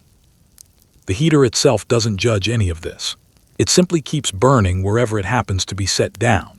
And most of the time, it behaves itself perfectly well, which is exactly what lulls the entire family into a false sense of comfort. Night after night, the heater warms the room and nothing bad ever happens, and that long stretch of good luck slowly teaches the family to trust it completely, to grow casual around it, to stop thinking of the flame as an actual flame at all. That's the real trap hiding in plain sight. The heater isn't dangerous on most ordinary nights. It's dangerous on the one particular night something finally goes wrong, and it only ever needs that single night. So the family basks contentedly in its warm orange glow, safe and comfortable, right up until the one evening it becomes genuinely unforgettable for all the wrong reasons. And the flame flickering away in the den has plenty of hidden company tonight, because tucked inside the very walls surrounding the family runs a nervous system that was never once built for the demanding life this household is now asking it to lead. Hidden away inside the walls, tucked behind all that cheerful lead paint, runs the home's electrical wiring, and in an older house from this era, that wiring is something of a genuine adventure. A great many homes still rely on knob and tube wiring, individual conductors wrapped in cloth and rubber insulation that gradually dries out, cracks, and crumbles away with age. The system was never designed with the modern household's ever-growing army of electrical appliances in mind, so families cheerfully plug the new television set, the toaster, the electric mixer, and 3 separate lamps into a single overloaded circuit, and simply wait to see what happens next. Fuses blow with some regularity as a result, so people helpfully replace them with a copper penny wedged in behind to stop the annoying interruptions, a fix that completely defeats the entire purpose of the fuse in the first place, and quietly turns the wall itself into a stack of kindling waiting for a spark. Knob and tube wiring was, in its own day, a perfectly sensible system, and it's worth understanding exactly what it was originally built to handle. It strings individual wires through the house using ceramic knobs and tubes, keeping the conductors spaced apart in open air. And it worked reasonably well for the modest electrical demands of an earlier generation's home, a handful of light bulbs scattered around and not much else besides. Nobody who originally installed it was being foolish or careless. They were simply building for the electrical demands of their own particular era, which included almost none of the appliances that would soon come flooding into the American home over the following decades. The real problem here is age, and time is never especially kind to the materials involved. The wires themselves are insulated not with any modern, durable coating, but with ordinary cloth and rubber, and over the passing decades that insulation gradually dries out, grows brittle, cracks apart, and flakes away entirely, leaving bare, exposed conductors sitting closer and closer to open air. Behind a wall where absolutely nobody can see it happening, that protective covering slowly disintegrates while the wire itself continues carrying live current the entire time. What was perfectly safe on the day it was first installed becomes, quietly and invisibly, a good deal less safe with every single passing year. Onto this aging system, the 1950s dumps an entirely unprecedented electrical load. Suddenly there are televisions, toasters, electric mixers, refrigerators, radios, vacuum cleaners, and lamps sitting in nearly every room of the house. An explosion of exciting new gadgets, all of them wanting power at exactly the same time. The old wiring, built originally to feed a couple of light bulbs, is now being asked to power an entire household hungry for far more electricity than it was ever designed to deliver. And families think absolutely nothing of chaining several power-hungry devices onto a single circuit using a tangle of adapters and extension cords. The wires heat up under all that unexpected strain, far more than they were ever meant to, warming quietly inside the walls where nobody can feel it happening. This is precisely the disaster the humble fuse was invented to prevent in the first place. And this is exactly where household ingenuity turns actively self-defeating. When a circuit becomes overloaded, the fuse is supposed to blow, cutting the power immediately and forcing everyone to stop before the wires themselves overheat and possibly ignite. But a blown fuse is genuinely annoying. It means a trip down to the basement and the bother of finding a replacement. And it keeps happening again and again, because the circuit really is genuinely overloaded. So the clever household solution, passed casually from neighbor to neighbor as a handy little tip, is to wedge a copper penny in behind the blown fuse. The penny conducts electricity happily. The fuse never blows again no matter how overloaded the circuit gets. And the one genuine safety device standing between an overloaded wire and a full house fire has just been cheerfully disabled in order to stop a minor interruption. So the walls hum quietly with far more current than they were ever designed to carry, wrapped in insulation slowly crumbling with age, guarded by a safety system that a simple penny has quietly switched off. The house looks calm and perfectly modern from the outside, all gleaming appliances and fresh paint, while inside those very walls it's being pushed well past anything it was ever built to endure. It's a slow, patient risk that mostly waits quietly in the background, though it grows noticeably more eager during exactly the time of year when the family piles the greatest demands upon it. And that particular season has just arrived, glittering, beloved, and considerably more flammable than any other time of year. Come December, this ordinary 1950s home transforms itself into the single most flammable season of the entire year. Some families set up a gleaming aluminum Christmas tree, an actual metal tree, which they then proceed to drape in strings of electric lights, an arrangement so obviously hazardous on its face that manufacturers had to invent an entirely separate colored spotlight system, just to avoid electrocuting anyone standing near the branches. The tree gets dusted with delicate angel hair for a convincing snowy effect, and that angel hair is made from spun glass, or in earlier years, from actual asbestos fibers applied carefully by hand and left to shed quietly onto the carpet below. Soft cotton batting stands in beautifully for fallen snow beneath the tree, positioned invitingly close to lit candles and hot glowing bulbs, and the whole scene twinkles away merrily every single evening. It's genuinely beautiful. It's also, structurally speaking, a small bonfire waiting patiently underneath a pile of wrapped presents. Consider first the tree itself, because this particular era offered two distinct options, and both of them carried their own considerable charm. The traditional choice is a real evergreen, cut several weeks before Christmas and kept sitting in a warm, dry house for the entire holiday season, slowly drying out into what amounts to a large piece of kindling shaped rather charmingly like a tree. The more modern choice is the dazzling aluminum tree, a shimmering silver creation of metal branches standing at the very height of space-age style. It solved the drying out problem quite elegantly by simply not being alive in the first place, and introduced an entirely new problem by being constructed entirely out of metal instead. The metal tree and strings of electric lights, it turns out, do not mix especially well, a fact the era grasped just clearly enough to invent a workaround for rather than abandon the whole idea outright. Stringing electric lights across a fully conductive metal tree is a wonderfully efficient way to electrify the entire tree at once should any single wire happen to fray. So the accepted solution wasn't to skip the lights entirely, but to skip putting any lights on the actual tree at all. Instead, a rotating color wheel, a spinning disc of colored gels lit from below by a spotlight, sat on the floor nearby and washed the silver branches in shifting waves of red, blue, green, and gold. The tree glowed beautifully with color, and for once, nobody in the family got a shock, which honestly counts as a genuine safety triumph by the standards of this particular house.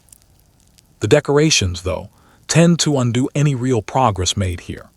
Angel hair, those fine, wispy strands draped delicately across the branches to suggest a light frost, is made from spun glass, and handling it leaves tiny glass fibers embedded in the skin of whoever happens to be decorating the tree that year, an itchy, irritating little gift that keeps right on giving for days afterward.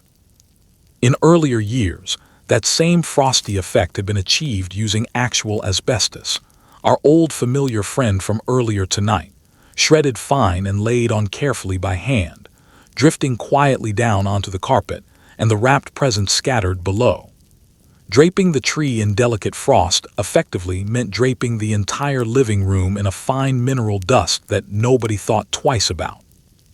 Then comes the fake snow, because naturally a tree needs snow gathered beneath it, and the snow of choice here is ordinary cotton batting, heaped generously around the base of the tree to look convincingly like a soft winter drift. Cotton batting happens to be extremely flammable, and it sits arranged directly beneath and around a tree strung with hot electric bulbs, situated near candles that many households still light every evening for that warm, old-fashioned holiday glow. Add in the dried-out evergreen option, the already overloaded electrical circuits straining under the year's single heaviest demand, and that penny sitting quietly behind the fuse, and the whole cheerful holiday tableau becomes a carefully assembled fire hazard with wrapped presents stacked neatly on top of it. And it all looks absolutely wonderful, which happens to be both the entire point and the entire trap, working together. The tree shimmers away beneath its slowly rotating rainbow of color. The frost glints delicately along the branches. The soft cotton snow lies gathered around the base. The whole room glows warmly with the magic of the season. It's one of the happiest sights the family sees all year long, and it's also, coldly assessed, quite possibly the single most combustible arrangement the family will ever assemble indoors, tucked neatly into a corner and left glowing quietly through the night. So the home twinkles its way through the entire month of December, beautiful and beloved, and quietly primed the whole time. And once the family finally heads upstairs to bed, glowing warmly from the evening's festivities, they change into the one thing in the entire house even more eager to catch fire than the tree left glowing downstairs. Go ahead and tuck the children into bed now, and take a moment to consider exactly what they're wearing. Their cozy flannel pajamas and the fuzzy sweaters they wore around all day long are made from fabrics that catch fire with genuinely alarming eagerness. Brushed cotton and certain other napped materials can ignite from little more than a stray spark, a nearby candle, or an entirely innocent space heater, and go up in a matter of seconds. One particularly notorious style of fuzzy sweater actually earned itself the grim nickname of the torch sweater, and it earned that name for exactly the reason you'd expect. A federal law had to be passed in 1953 specifically to ban the very worst offenders on the market, which tells you a great deal about just how bad those worst offenders genuinely were. So the little ones lie there tucked in, warm and soft and already drifting off to sleep, wrapped snugly in quite possibly the most flammable material anywhere in the entire house, apart from the tree currently glowing downstairs. The real trouble lies in the very quality that makes these particular fabrics so appealing in the first place. Flannel and other similarly brushed materials feel soft precisely because they're napped, their surface teased up deliberately into a fine fuzz of loose fibers that feels genuinely wonderful against a child's skin. That same fuzz traps warmth beautifully, which is exactly why any parent would want it on a child during a cold winter night.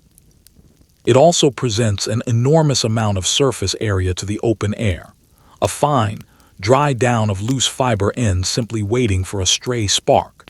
And that happens to be precisely the arrangement that makes a material catch quickly and burn fast.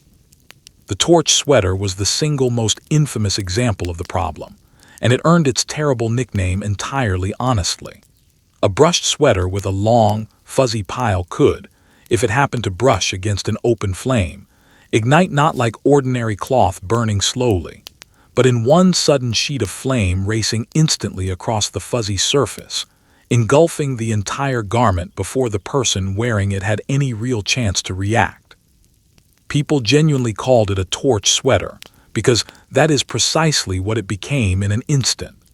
A person briefly transformed into a human torch, and the phrase stuck around because the phenomenon itself was real and horrifying and happened often enough to earn its own grim name.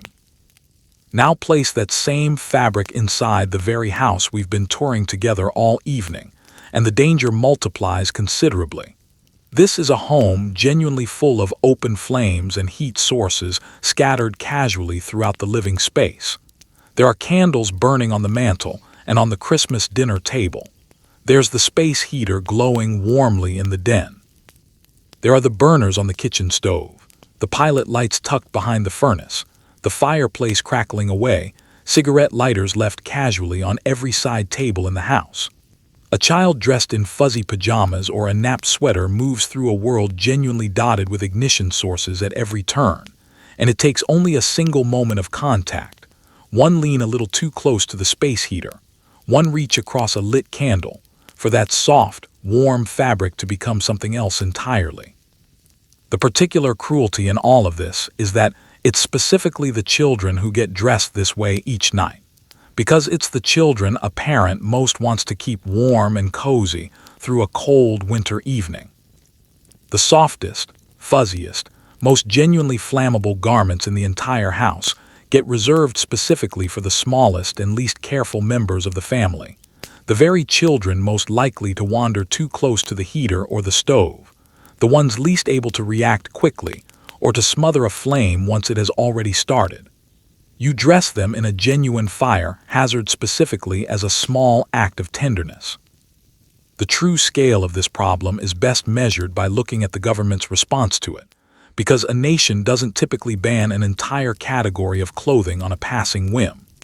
A federal law arrived in 1953 specifically to outlaw the most dangerously flammable fabrics from being legally sold as wearing apparel at all, which is a remarkable thing for any nation to have to legislate in the first place. When your own country passes a formal statute declaring that ordinary clothing generally should not, as a general rule, spontaneously burst into flame, you can safely conclude that a fair amount of it had, in fact, been doing exactly that.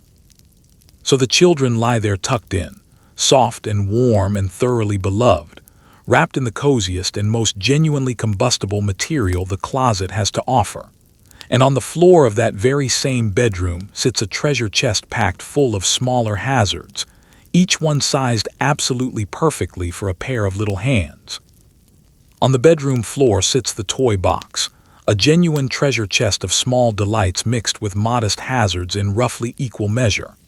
Many of the toys inside are painted in bright, glossy colors, and that paint, like practically everything else in this house tonight, is very often loaded with lead, which turns out to be a real problem because toys exist primarily, from a child's point of view, to be chewed on.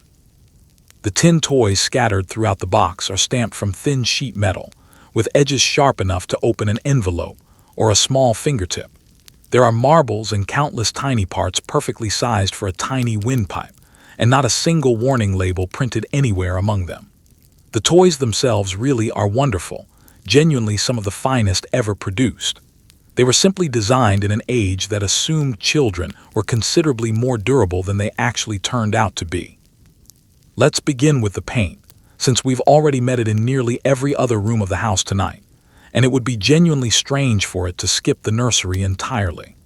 Toys from this era are painted in bright, glossy, richly saturated colors specifically to catch a young child's eye, and the pigments used to produce those cheerful colors were very frequently loaded with lead, exactly like the walls and the trim throughout the rest of the house.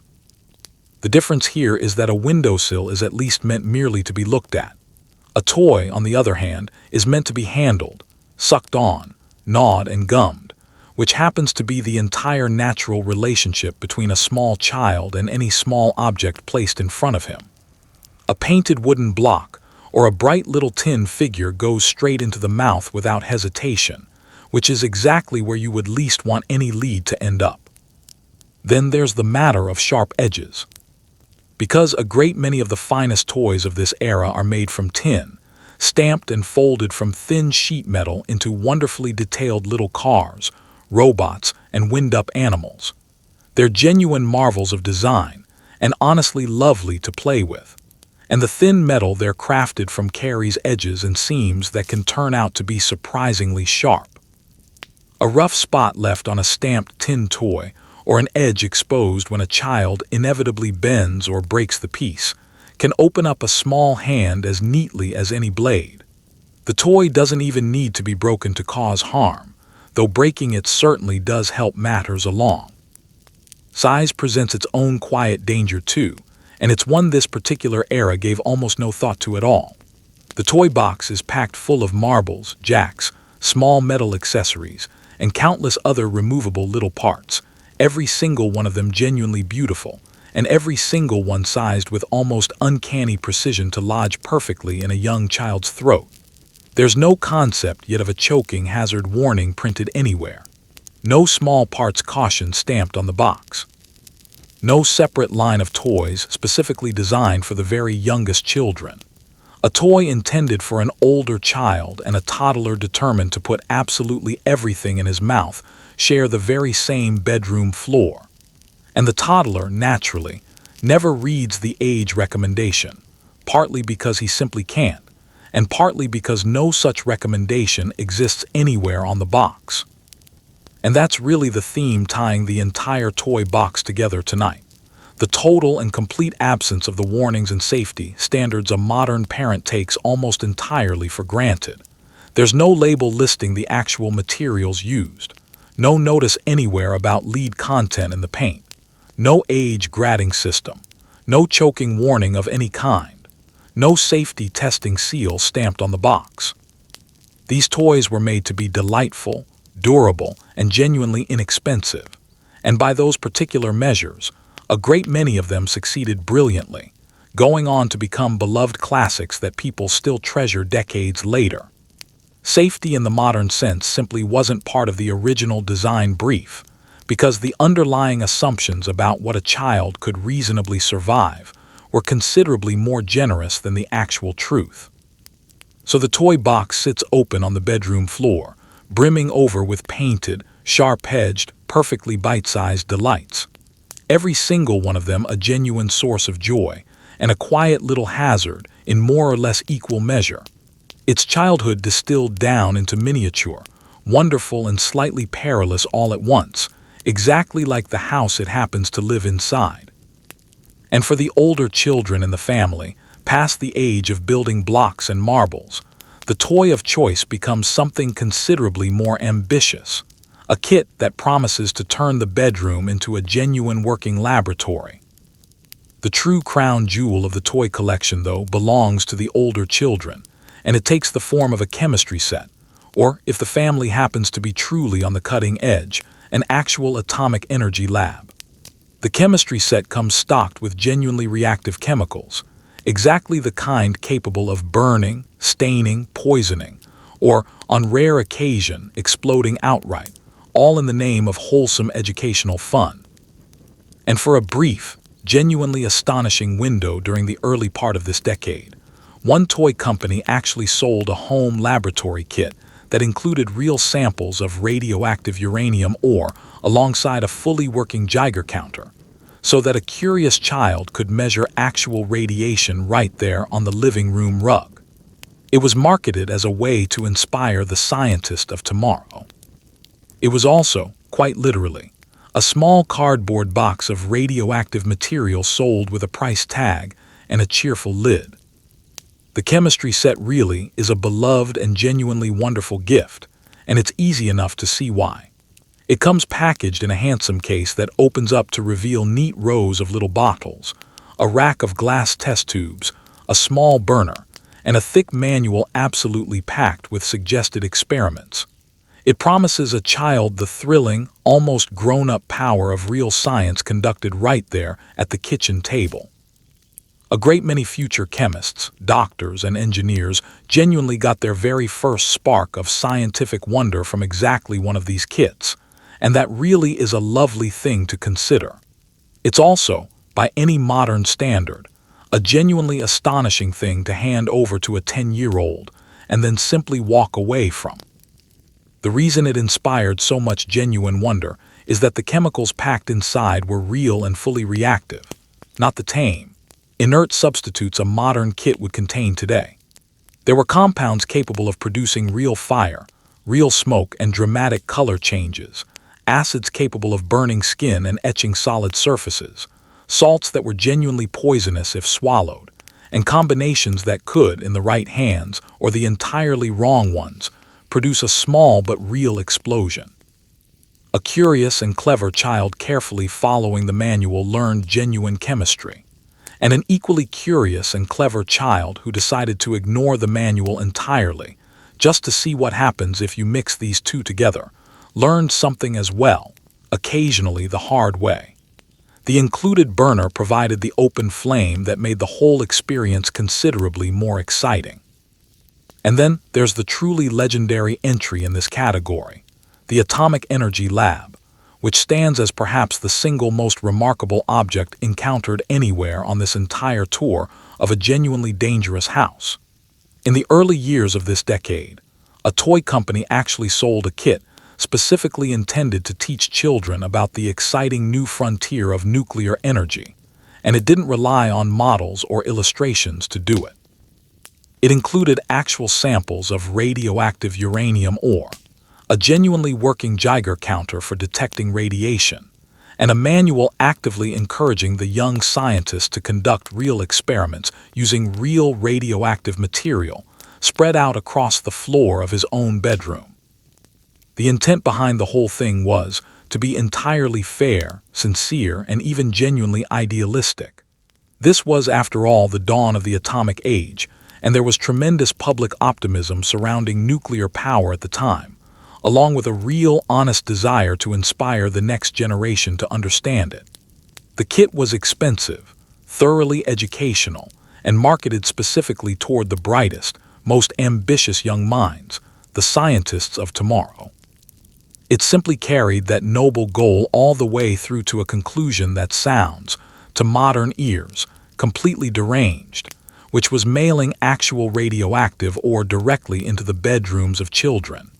It didn't sell especially well, being fairly costly, and it quietly vanished from store shelves within a couple of years, becoming something of a legend precisely because it's so genuinely hard to believe it was ever real in the first place. So the older child in this family unwraps his chemistry set, or, in the rarest and most extraordinary households, his very own personal atomic laboratory, thrilled well beyond measure, and settles in eagerly to conduct real experiments using real reactive, and occasionally radioactive, materials entirely unsupervised, right there on the bedroom rug. It's the toy box all grown up, wonder and hazard bound together neatly inside a handsome carrying case. And downstairs, tucked into a corner of the basement, some families have built an entire room devoted to a much larger and more distant fear altogether, one that manages to introduce a genuine hazard entirely its own. Back down in the basement, tucked into one corner, some families have built the ultimate symbol of 1950s peace of mind, the fallout shelter. It's a cramped little concrete room stocked carefully with canned food, jugs of stored water, a battery-powered radio, and the quiet hope that a nuclear war might somehow be waited out behind a sufficiently thick door. Children practice ducking and covering during regular drills at school, and the entire family knows the drill for what to do should the unthinkable finally happen. Meanwhile, that same sealed, underground room, pressed snugly against the surrounding earth, turns out to be an excellent place for radon gas to gather, a naturally occurring radioactive vapor rising steadily up out of the soil that nobody has yet thought to worry about at all. The shelter was built specifically to protect this family from radiation. In a small, quietly ironic way, it ends up gently supplying a bit of its own. To really understand the fallout shelter, you have to feel the general mood of the era, because the underlying fear driving it was entirely genuine. This is a period marked by real and pervasive dread surrounding the possibility of nuclear war, a fear woven so deeply into the fabric of daily life that schoolchildren regularly practice ducking beneath their desks and covering their heads, as though a simple wooden desk might somehow offer real protection. Families across the country are actively encouraged to prepare, to draw up a plan, to build a place capable of surviving the unthinkable. And for those with sufficient means and a bit of extra yard space, that meant constructing a shelter of their own, a sealed room designed to ride out the aftermath of a bomb. The shelter itself is a genuinely sober little space, and building one represents an act of real love mixed with real anxiety in roughly equal parts. It typically amounts to a small room built from thick poured concrete, sometimes buried out in the backyard, and sometimes tucked into a corner of the existing basement, sealed as tightly as humanly possible against the outside world. Inside, the family carefully stocks the bare essentials for survival: shelves lined with canned food, jugs of stored water, a battery-powered radio to listen for news of a world that may no longer exist in its familiar form, along with blankets, basic medicine, and the grim patience needed to wait behind a heavy door until someone finally declares it's safe to come back out. The intention behind all of it could hardly be more protective. Every single element is designed specifically to shield this family from radiation, to put solid concrete and packed earth between the people sheltering inside and the fallout drifting through the world outside, to keep the people they love alive through an absolute catastrophe. It stands, arguably, as one of the purest expressions of genuine care found anywhere in this entire house, a room built for no other reason than to keep the family breathing when absolutely everything else around them has failed. And it does actually work, at least in basic concept, against the specific danger it was built to guard against. The irony, and there's always an irony lurking somewhere in this house, lives in the very design that makes the shelter protective in the first place. A proper shelter is sealed tight and pressed firmly against the surrounding earth, and that earth, in a great many locations, naturally gives off radon, a colorless, odorless, radioactive gas that seeps steadily up out of the surrounding soil and rock. In an open, well-ventilated house, radon generally disperses harmlessly and stays at fairly low background levels. In a sealed underground room specifically built to keep the outside air firmly out, radon tends to accumulate instead, gathering quietly in exactly the enclosed, earth-hugging space the family constructed specifically for their own safety. The very room built to guard against radiation ends up becoming a fairly efficient collector of a radiation source entirely its own. Nobody understands any of this yet, of course, because radon accumulation inside homes simply isn't something anyone is thinking about during this particular decade. And the amount actually gathering inside a shelter that only sees occasional use during drills remains a fairly modest hazard when compared against the full-scale war it was built to survive. But there's something quietly telling about the whole arrangement nonetheless. This room, built entirely out of fear of radiation, spends its idle hours quietly concentrating a small measure of radiation entirely on its own. So the shelter waits patiently down in the basement, stocked and sealed and fully ready for a day the entire family sincerely dreads, protecting them from one invisible danger while gently hosting a second one of its own making. And speaking of enclosed spaces filled with quiet fumes, let's step outside to the garage, where this family keeps its proudest possession, along with a great deal else besides. Out in the attached garage sits the family's genuine pride and joy, the automobile, and the garage itself turns out to be its own special pocket of hazard. The car runs on leaded gasoline, sending a fine mist of lead into the surrounding air every single time the engine turns over. People routinely warm the car up on cold winter mornings with the garage door still firmly shut, flooding the entire enclosed space with exhaust. Along the shelves sit open cans of paint, turpentine, various solvents, more bottles of DDT, and assorted mystery liquid stored in unlabeled jars, all of it gently off-gassing in the warm, enclosed air. The car itself has no seat belts at all, because those are widely considered unnecessary, and honestly a bit insulting to a genuinely competent driver. The garage stands as the one place in the house where the family keeps everything flammable, everything toxic, and the 2-ton machine they climb into every single day without a single restraint holding them in place. Let's start with the fuel itself, because it manages to carry our old familiar companion into an entirely new setting. The gasoline used during this era is leaded, dosed deliberately with a lead compound to help the engine run more smoothly overall.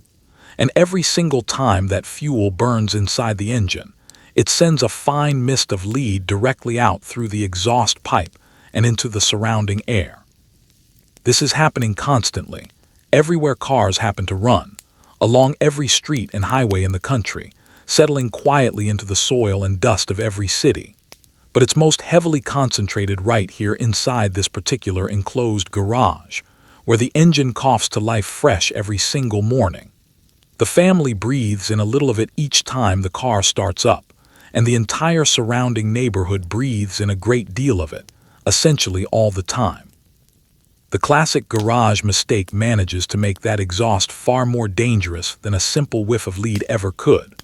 On a cold winter morning, it only seems sensible to warm the car up thoroughly before setting out, and it only seems comfortable to do that without standing outside shivering in the cold. So people start the engine with the garage door still firmly closed, and either sit inside the warming car or step back inside the house to finish their morning coffee. The exhaust, full of the very same carbon monoxide we've already met down by the furnace, pours steadily into the sealed garage and fills it up completely, invisibly. An enclosed garage with a running engine turns out to be one of the most reliably effective ways to generate a genuinely lethal concentration of that gas. And here it happens as a matter of ordinary, unremarkable morning routine. Then there are the shelves lining the garage walls, which turn the entire space into a small warehouse of hazards stretching well beyond the car itself. This is where the household stores absolutely everything considered too dangerous, too smelly, or too flammable for the main house proper, which turns out to be a fairly considerable inventory of items. There are open cans of paint, including the very same lead-based paint we've encountered repeatedly tonight. Cans of turpentine and paint thinner sit beside jars of spare gasoline, bottles of assorted solvents, containers of the same DDT the family sprays so freely elsewhere in the house, motor oil, various cleaning chemicals, and the inevitable collection of unlabeled jars nobody quite remembers filling in the first place. All of it gently releasing fumes into the warm, enclosed air day after day. It amounts to a genuine chemical storeroom kept a single door away from the family kitchen.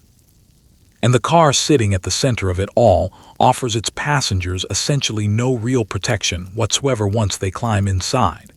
Seat belts simply aren't considered standard equipment, and where they do exist at all, they're widely ignored or outright refused, dismissed by many drivers as unnecessary fuss, or even as a subtle insult to a skilled driver's own abilities. There are no airbags anywhere in the vehicle, no padded dashboard to speak of, no crumple zones built into the frame. None of the safety engineering a modern car simply takes entirely for granted. The interior amounts to a hard landscape of exposed metal and glass, and in the event of a crash, the occupants are simply thrown directly against it. The 2-ton machine sitting proudly in the garage is built to go fast and look absolutely magnificent doing it. And it's not especially built to keep the people riding inside of it alive when something eventually goes wrong. So the garage stands attached firmly to the house, a snug, enclosed room housing an engine that quietly breathes out poison, shelves that steadily breathe out fumes of their own, and a beloved machine that carries the family down the road each day with essentially nothing holding them securely in their seats. It's the single most concentrated collection of hazards found anywhere on the entire property, all gathered together with genuine affection around that shining automobile. And directly overhead, in the quiet space tucked beneath the roof, waits one more surprise entirely, poured out loose between the rafters and shedding softly into every single room below. Climb on up into the attic now, into that hushed, dusty space tucked directly beneath the roof, where the home's insulation quietly lives. Poured out generously between the ceiling joists is a loose, pebbly, grayish material that looks a bit like ordinary gravel and pours almost like breakfast cereal, and it's called vermiculite. Sold under a friendly, trusted brand name and packed enthusiastically into millions of American attics across the country, it's genuinely lightweight, entirely fireproof, and a genuinely marvelous insulator. It's also, thanks to the particular mine the vast majority of it happened to come from, thoroughly contaminated with asbestos. Every single time someone crawls up there to store away the Christmas decorations or fetch down an old suitcase, they stir up a small cloud of it, and that cloud drifts down slowly through tiny gaps in the ceiling into the rooms below. The attic sits silent and still, quietly shedding its secret into the house below without a sound. Vermiculite really is, on its own considerable merits, a genuinely useful material, and it's easy enough to see why it ended up filling so many American attics. It's a natural mineral that puffs up dramatically when heated, expanding into lightweight, pebbly granules, and those granules trap air beautifully, which makes them an excellent insulator that also happens to be entirely fireproof and remarkably easy to install. You simply pour it straight out of the bag and let it settle naturally into every gap and corner between the ceiling joists. No cutting required, no careful fitting, no real fuss involved at all.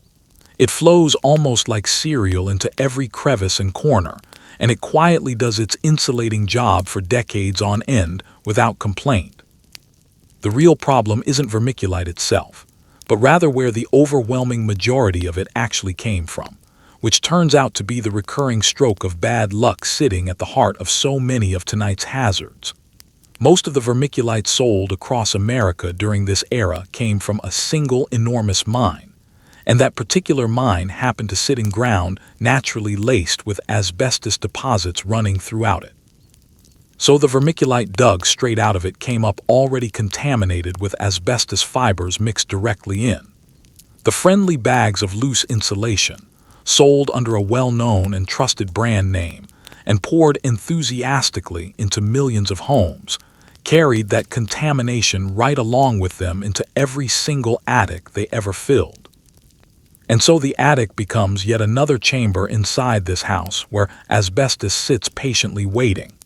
This time it isn't sealed neatly into a ceiling texture or locked into a floor tile, but lying loose and fully exposed by the cubic foot. The one governing rule of asbestos, that it's only genuinely dangerous once disturbed, and its fibers set loose into the surrounding air, meets a material here that happens to be loose from the very start, a pile of fine granules that shifts and puffs up at the very lightest touch. Every granule that gets nudged, poured, or brushed aside sends up a small cloud of contamination, and there's a considerable quantity of it sitting up there, spread evenly across the entire footprint of the house. An attic isn't a room anyone actually lives inside day to day, which helps considerably, but it's a room people visit far more often than most realize. It's where the family stores absolutely everything it owns but doesn't currently need on hand. The Christmas decorations, the spare luggage, boxes of old outgrown clothes, all the things saved carefully for someday. Someone climbs up there every January to stow the ornaments away, and climbs back up again every December to bring them back down, to grab a suitcase before a family trip, to hunt around in the dim light for one particular forgotten box. And every single one of those visits means crawling and kneeling across the loose fill material and shifting boxes over it, stirring up a small cloud each and every time. Worse still, the attic connects directly to the rooms below through countless small gaps around light fixtures and ceiling seams, so the disturbed fibers don't stay politely confined to the upstairs space. They drift steadily down into the family's living quarters below. So the attic keeps its quiet vigil beneath the roof, still and dusty and full of the family's carefully saved memories, insulated warmly and cheaply by a loose gray material that sheds its hidden contamination with every single visit. It's asbestos in perhaps its most casual and least suspected form of the entire evening, poured out generously by the bagful and largely forgotten about. And back down in the bedroom, tucked into the closet the family opens every single morning without fail, waits one more hazard that announces itself proudly through a smell everyone in the house has already been trained to trust completely.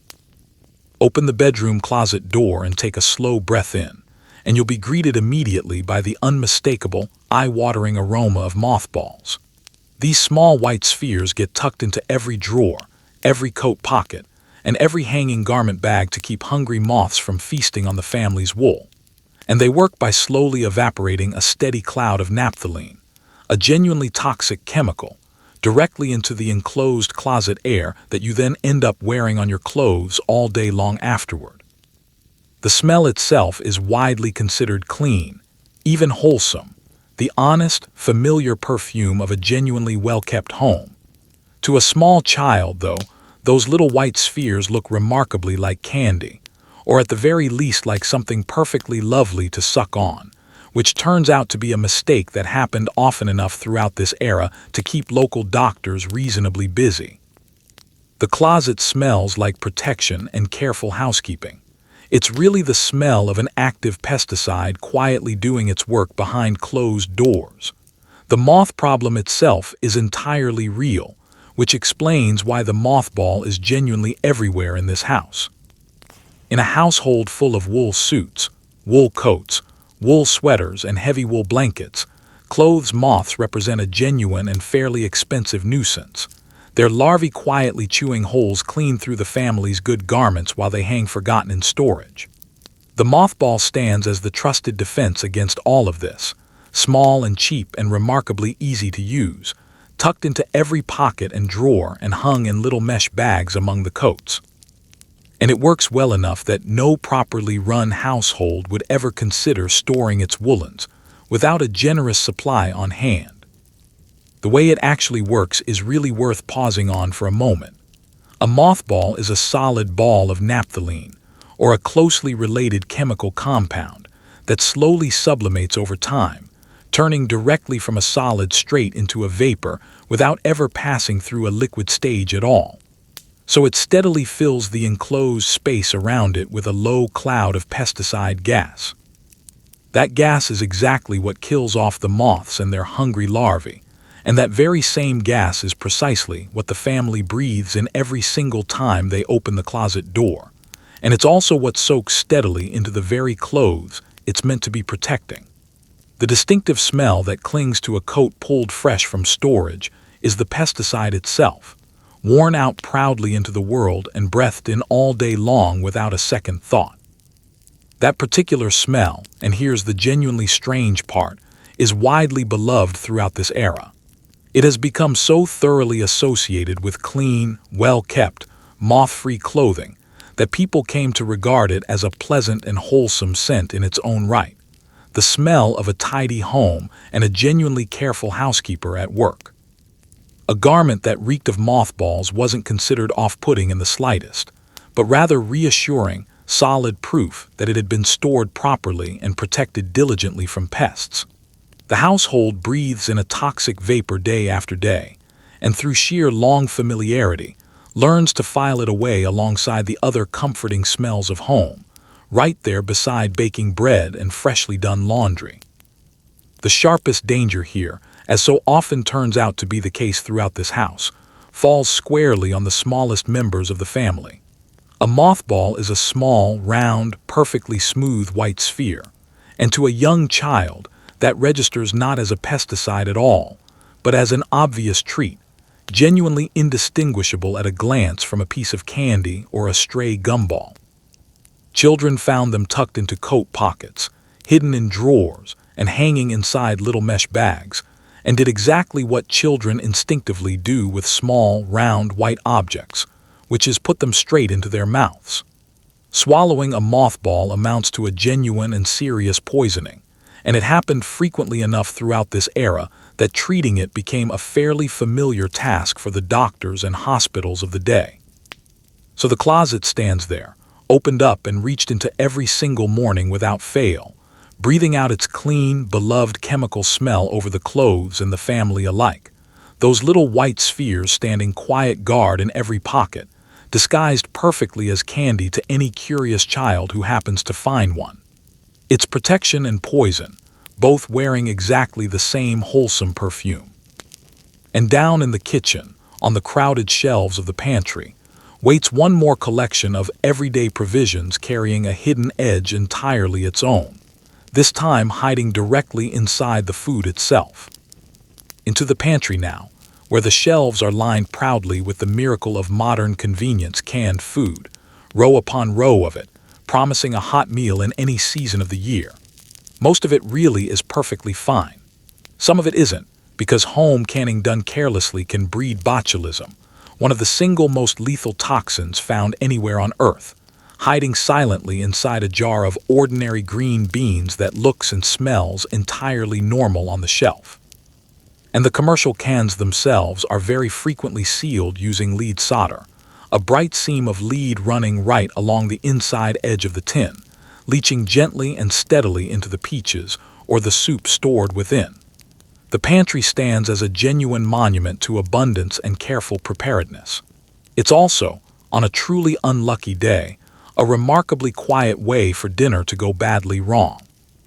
The pantry genuinely deserves its place of pride in this house, because canned and preserved food fundamentally transformed the everyday household. It meant a family could enjoy vegetables even in the dead of winter, keep a deep and reliable preserve set aside against hard times, and put a hot, satisfying meal on the table straight from the shelf in a matter of minutes. Home canning was a genuine point of pride and thrift throughout this era, a skill passed carefully down through generations and practiced faithfully every single harvest season. Jars of beans, tomatoes, and fruit put up by the dozen and lined proudly along the cellar shelves. Most of it really was wholesome, genuinely delicious, and a real triumph of a well-run household. The danger hiding inside home canning is subtle, and it really does come down almost entirely to proper technique, which is exactly what makes the whole practice so quietly treacherous. Certain low-acid foods, green beans prominent among them, can harbor the particular bacterium responsible for producing botulism toxin if they aren't processed at a sufficiently high temperature to fully kill off its spores during canning. Botulism ranks among the single most lethal poisons known to modern science, and the truly frightening part is that a jar harboring it usually gives absolutely no warning sign at all. It doesn't necessarily look spoiled, or smell noticeably off, or taste even slightly wrong. The contaminated beans can appear entirely normal sitting right there on the plate, which means the only real defense available is careful, correct processing, something not every kitchen managed to get exactly right every single time. Then there's the commercial can itself, which carries a considerably more familiar poison hidden in a place nobody would ever think to look. Many cans manufactured during this era were sealed along their seams using lead solder, and that solder isn't tucked away safely on the outside of the can, but runs directly along the interior seam, sitting in direct contact with the food stored inside. Over time, and especially with more acidic contents like tomatoes, fruit, and various juices, the food inside slowly draws lead directly out of that solder seam and into itself. So the canned peaches, the canned soup, and the canned tomatoes all come with a faint, entirely unadvertised seasoning of lead, dissolved quietly out of the very seam holding the can together in the first place. Both of these dangers share a quality that has run steadily through this entire house tonight, which is that they remain almost completely invisible and give absolutely no honest warning of their presence. The botulism hides silently inside a jar that looks perfectly fine on the outside, and the lead dissolves unseen and untasted straight into the fruit. A family standing in front of the pantry sees only genuine abundance, shelves stocked deep against hunger and the coming winter, a comforting picture of a household that has provided well for itself. There's simply no way, looking at all those rows of jars and cans, to pick out the single one that was processed just a few degrees too cool, or to see the lead slowly migrating out of a bright metal seam. So the pantry stands there, fully stocked and genuinely reassuring, a real monument to a family's foresight and hard-earned thrift, the overwhelming majority of its provisions genuinely wholesome, and a very small few of them quietly wrong in ways nobody in the house can see, smell, or taste. It's the danger of this entire house distilled straight down into the food itself, hazard hiding quietly inside the very act of nourishment. And as the day finally winds down and the grown-ups settle in to relax for the evening, the elegance of the occasion carries its own faint trace of that same old familiar metal, poured this time into the very finest glassware the house has to offer. As evening finally settles in over the house, it's time for the grown-ups to unwind properly. And nothing quite says sophistication like the cut crystal decanter sitting on the sideboard, catching the warm lamplight and cradling the good brandy inside. That crystal sparkles so beautifully precisely because it's leaded crystal, glass manufactured with a generous helping of lead oxide mixed directly in. And when you store an acidic spirit inside it for weeks or even months at a stretch, the liquor slowly draws that lead straight out of the glass and into the drink itself. So the more refined the household, and the finer its crystal collection, the more elegantly it ends up seasoning every single nightcap with a faint trace of heavy metal. Nobody in this house knows any of this yet, of course. They simply pour themselves another glass, admire the way the light dances beautifully through the cut facets, and toast warmly to one another's good health. Leaded crystal really is genuinely gorgeous, and its considerable beauty is the entire reason for its existence in the first place. Adding lead oxide to ordinary glass makes it noticeably heavier, softer, and considerably more brilliant, so it bends incoming light far more dramatically and can be cut into those deep, sparkling facets that catch the lamplight and throw it back out in tiny scattered rainbows. It rings out with a clear, musical tone whenever you tap it gently with a fingernail. It's the material of choice for the finest decanters, wine glasses, tumblers, and serving pieces. The crystal a proud household proudly brings out for special guests and otherwise keeps carefully displayed on the goods shelf. The more lead worked into the glass, the more brilliant and genuinely prized the piece becomes. The trouble is exactly that same lead which makes the glass so beautiful in the first place, and the trouble happens to be worst precisely in the piece specifically designed for long-term storage.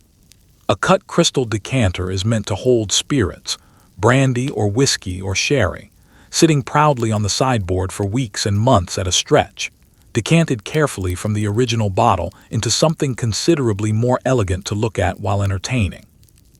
And those spirits happen to be mildly acidic in nature.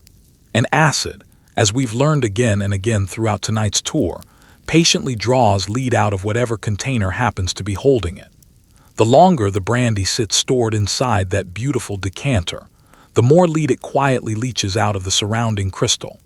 So a spirit stored for several months in a fine decanter can end up carrying a genuinely meaningful dose by the time it's finally poured. The everyday wine glasses and tumblers do their own smaller part in all of this too, because even a single drink poured into a leaded crystal glass and consumed over the course of one evening picks up a small trace of lead on its way to the lips. It's a considerably smaller exposure than the long, slow marinade happening inside the decanter, but it's genuinely real. And it happens with the household's finest and most frequently admired glassware.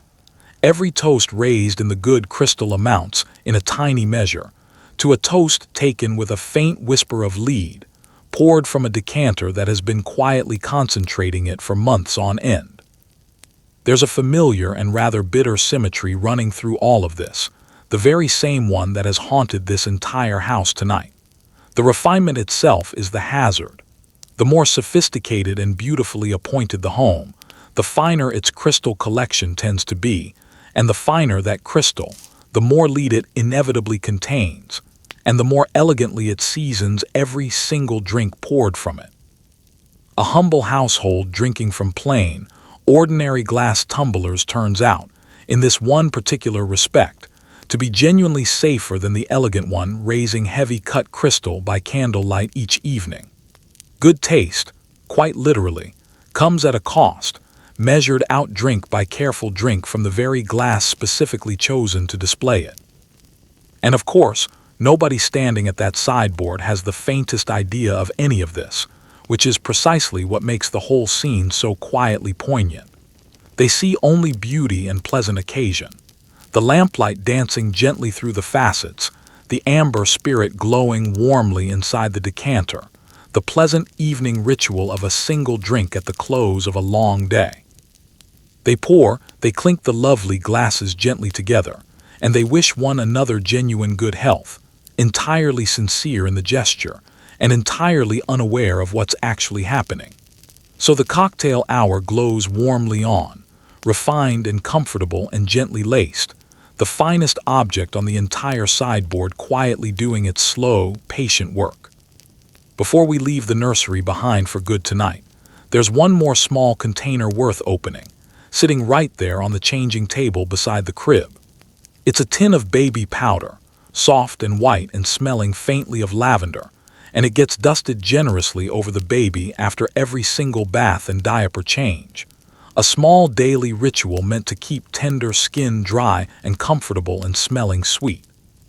The powder itself is talc, a naturally occurring mineral ground down into the finest possible dust, and it's genuinely wonderful at absorbing moisture, which is exactly why it became such a beloved fixture of nursery life in the first place.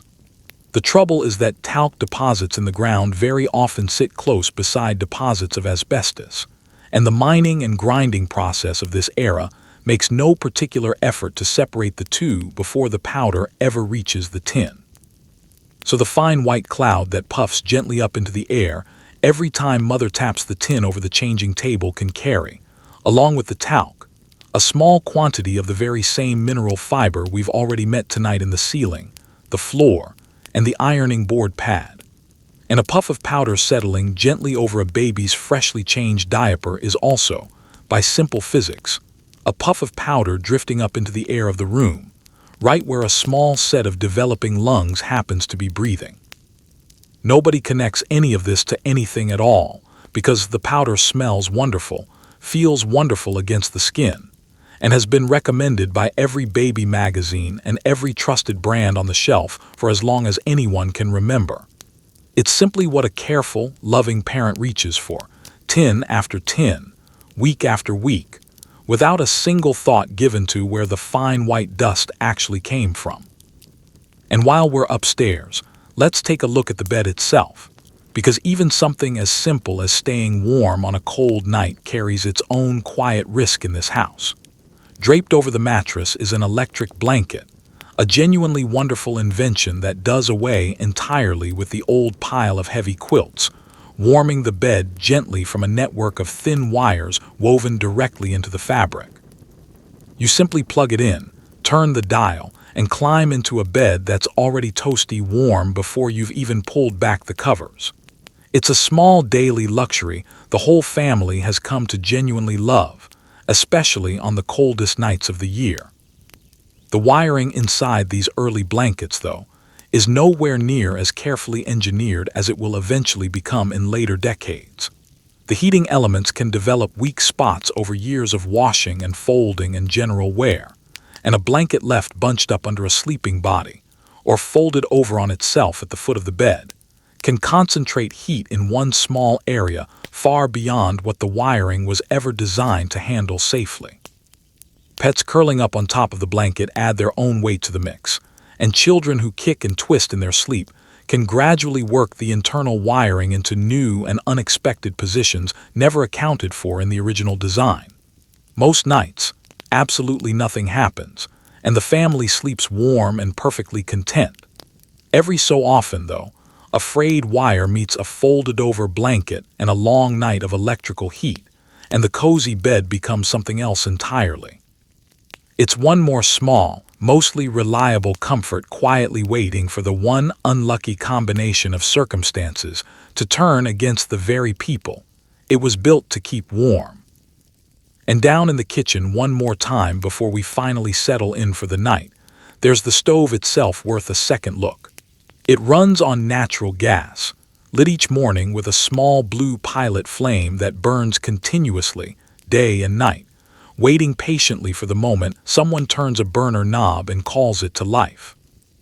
It's a wonderfully convenient way to cook, considerably faster and more controllable than the old wood-burning stoves of an earlier generation, and no household of this era would want to go back to the old way of doing things. The pilot light itself is a small miracle of continuous, reliable convenience, sitting there burning quietly at the back of the stove for years on end without anyone giving it a second thought. The trouble is that a pilot light can, on occasion, blow out entirely, extinguished by a stray draft from an open window or a door swinging shut too quickly somewhere else in the house. When that happens, the stove keeps right on releasing unburned gas into the kitchen, invisible and largely odorless in its natural state, though the gas company does add a faint sulfur smell specifically, so that a family might notice something is wrong before it becomes serious. A pilot light that goes out overnight in a kitchen with the door closed and everyone asleep upstairs can allow a meaningful amount of gas to accumulate by morning, and it takes only the smallest spark, a light switch flipped on, a match struck for the morning coffee, to turn an ordinary Tuesday into something the whole family remembers for the rest of their lives. Most mornings, someone simply notices the faint smell, relights the pilot with a match, and starts the coffee exactly as they always do. It's one more quiet, mostly reliable convenience sitting patiently in the kitchen, waiting for the one unlucky night everything lines up against the family sleeping soundly upstairs. Back in the pantry for just one more moment, tucked behind the neat rows of canned vegetables, sits a small box that has nothing to do with feeding the family at all. It's rat poison, and in this era it very often contains arsenic, mixed with a bit of sugar or grain to make it appealing to the mice and rats that inevitably find their way into any house with a warm kitchen and a full pantry. It's set out along the baseboards in the evening and checked again in the morning. A perfectly ordinary bit of household pest control that nobody thinks twice about.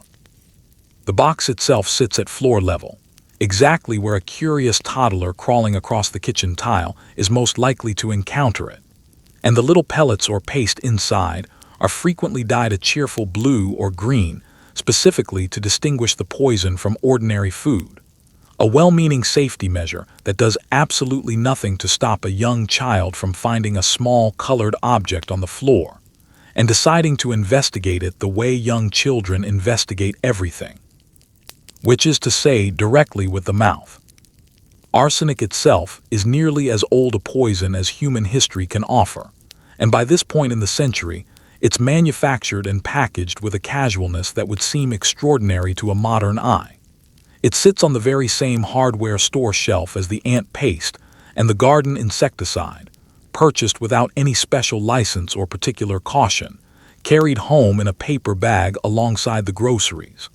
The household understands, in a general sense, that it's dangerous, in the sense that it's meant to kill rats, but the same careful attention given to keeping the medicine cabinet closed rarely extends down to a small box sitting quietly on the kitchen floor. It does its job efficiently. The rat problem clears up within a week or two, and the box gets tucked away behind the canned goods until it's needed again, waiting patiently at exactly the height where the smallest member of the household spends most of his day crawling around. And out in the backyard, past the incinerator and the garage, stands the swing set, gleaming metal poles painted in the same cheerful, glossy colors as everything else in this house, holding up a pair of swings and perhaps a slide the children have spent the entire summer wearing smooth with use. It's a genuine source of daily joy, out there in the fresh air and sunshine, exactly the kind of wholesome outdoor activity every parent of this era wants to encourage. And that bright, glossy paint covering every pole and rail is, predictably enough by this point in the evening, very often loaded with lead, exactly like the walls inside the house and the toys scattered across the bedroom floor. Outdoor paint faces a considerably harder life than paint applied to an interior wall. It bakes under the summer sun, freezes through the winter, and gets rained on for months at a stretch, and all of that constant weathering causes it to chip and flake away at a pace no indoor paint job ever has to endure. Small paint chips accumulate steadily in the dirt beneath the swing set, exactly where children spend hours playing, digging, and occasionally putting handfuls of dirt into their mouths purely out of curiosity. The metal poles themselves get gripped constantly by small, dirty hands, transferring a fine paint dust from the railing to the fingers, and from the fingers, soon enough, to snacks eaten right there in the yard without anyone stopping first to wash up. The swing set stands there in the sunshine, a genuine picture of wholesome childhood summer fun, quietly shedding the very same hazard found on the nursery windowsill, just out under open sky instead of indoors. Back in the garage for one last look, past the car and the shelves of chemicals, sits Father's workbench, a genuine point of pride, lined with tools he's collected and cared for over years of weekend projects. There's a table saw, a drill press, a bench grinder throwing off a steady shower of sparks whenever he sharpens a blade, and a whole wall of hand tools hung neatly on hooks he built himself. It's a wonderful space, a place where birdhouses and bookshelves and the occasional go-kart for the kids come together out of raw lumber and a bit of patient effort on a Saturday afternoon. Almost none of the power tools sitting on that bench come equipped with the safety guards a modern workshop would consider absolutely non-negotiable, and Father almost never reaches for a pair of safety glasses before switching anything on, because safety glasses, like so many other protective habits in this house, simply haven't become part of the ordinary routine yet. The table saw spins its blade fully exposed above the surface of the wood, guarded by nothing more than Father's own steady hand and years of practiced experience. The bench grinder throws off a fine spray of hot metal sparks and grinding dust with every pass, drifting freely through the unfiltered garage air and settling into Father's lungs one Saturday afternoon at a time. Sawdust itself, produced by the bucketful during any serious project, hangs thick in the air of an unventilated garage, an ordinary and entirely overlooked hazard of its own, filling the lungs of a man who genuinely loves this hobby and has absolutely no reason to think of it as anything other than a pleasant, productive way to spend a free afternoon.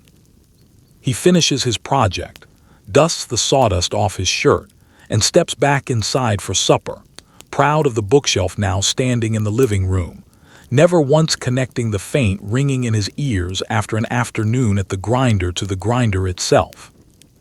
And out on the back patio, as the weather turns warm, stands the charcoal grill, the center of many a summer weekend for this family. Father douses the briquettes generously with lighter fluid, a petroleum-based liquid sold specifically for this purpose, and often adds a bit more directly onto the coals once they're already glowing, producing a satisfying whoosh of flame that gets the whole family cheering from the picnic table. The fluid itself is flammable enough to make its intended job easy, which also makes it entirely capable of producing a sudden flare-up, considerably larger than anyone standing nearby was expecting. A container left sitting too close to the growing fire, or a careless extra squirt onto coals that are already burning, can send a jet of flame shooting back up toward the person holding the bottle, and more than one summer barbecue in this era ends with singed eyebrows or something considerably worse. Nobody thinks much of it. It's simply what a lighter fluid can that has sat within arm's reach of the family grill.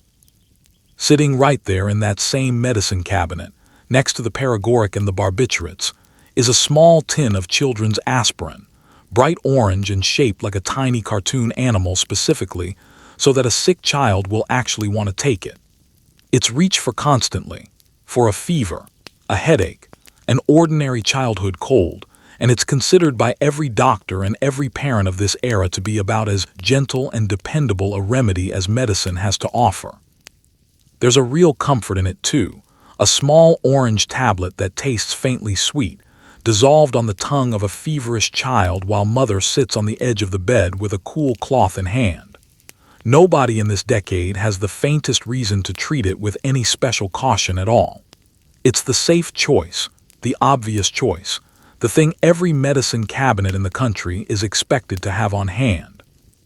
What nobody in this house, or in any house in America, understands yet is that a small number of viral illnesses common in childhood can, in rare and still poorly understood circumstances, interact with exactly this kind of medicine in ways that would only be identified and properly named several decades later, long after this particular tin has been emptied and refilled 100 times over. That understanding belongs entirely to a future decade, arriving only after careful, patient research finally traces a pattern nobody in this era had any way of seeing.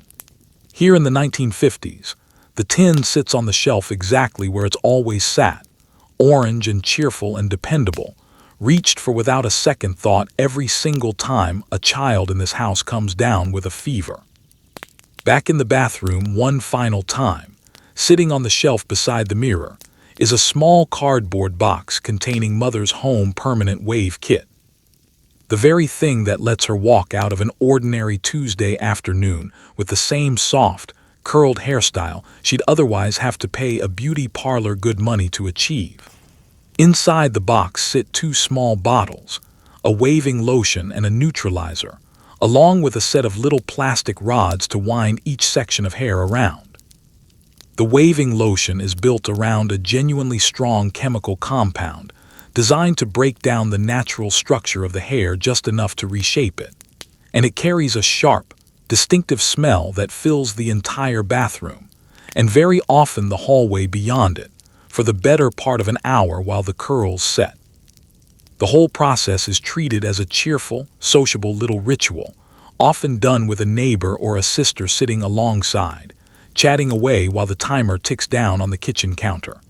Nobody wears gloves. Nobody thinks to open a window. The fumes are strong enough to sting the eyes a little and leave a faint headache behind by the time the last rod comes out, and that's simply accepted as part of the price of a good, long-lasting curl. If the lotion is left on a few minutes too long, or if it happens to touch the scalp a bit too directly, it can leave a burning, reddened patch that takes a few days to fully settle down, and everyone agrees that a little discomfort now and then is simply the cost of looking well put together for church on Sunday. The bathroom fills with that same sharp chemical smell every few months, right on schedule, and by evening it's faded away entirely, leaving behind nothing but a head full of fresh curls and no lasting thought given to what exactly produced them. And down in the front hall closet, standing upright and ready for its next use, is the family vacuum cleaner, a genuinely transformative bit of modern convenience that has done away entirely with the exhausting business of beating rugs by hand out on the clothesline. It pulls dust and dirt up out of the carpet fibers with real, satisfying suction, and the dust and dirt it collects gets trapped inside a cloth bag mounted on the back of the machine, a bag that, in a good many models sold during this era, happens to be woven partly from asbestos fibers, prized specifically because that material can handle the heat generated by the motor without scorching or catching fire. Every time that bag gets removed and shaken out over the trash can to empty it, a small cloud of fine dust puffs directly up into the face of whoever happens to be holding it, and mixed into that ordinary household dust is a small quantity of the very fibers woven into the bag itself. Every time the seams of an aging bag begin to wear thin, a bit more of that same material works its way loose into the airstream passing through the machine, and out through the exhaust vent, and into the room being cleaned.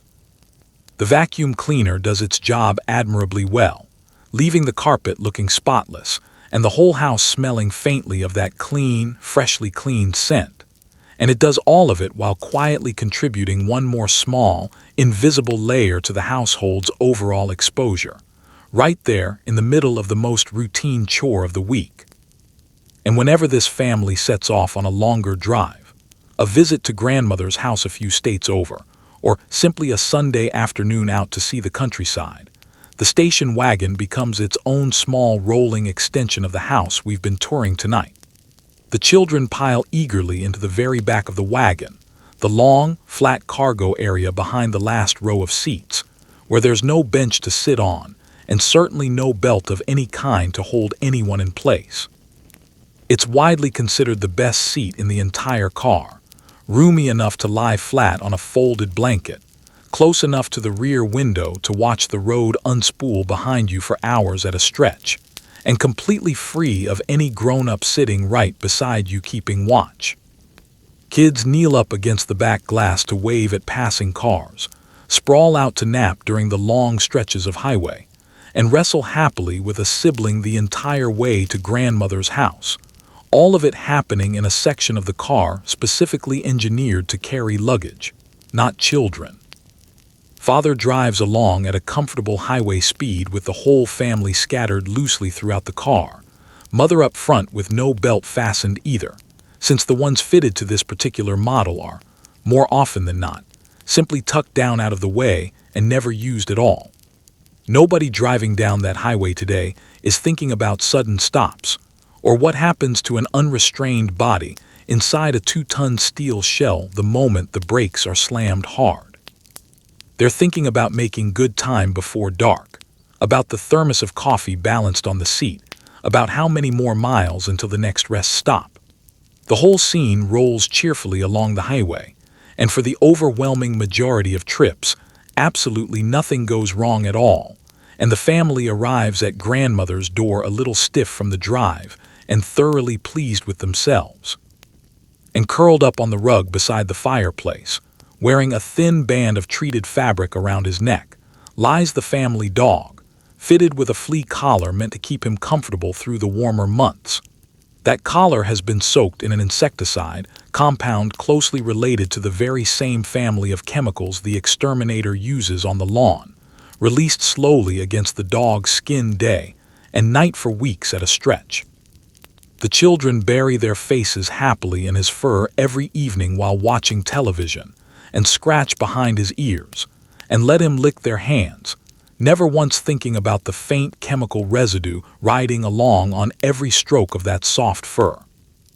The dog himself seems perfectly fine, tail wagging, entirely unbothered, and a flea-free dog seems like an unambiguous improvement over the alternative.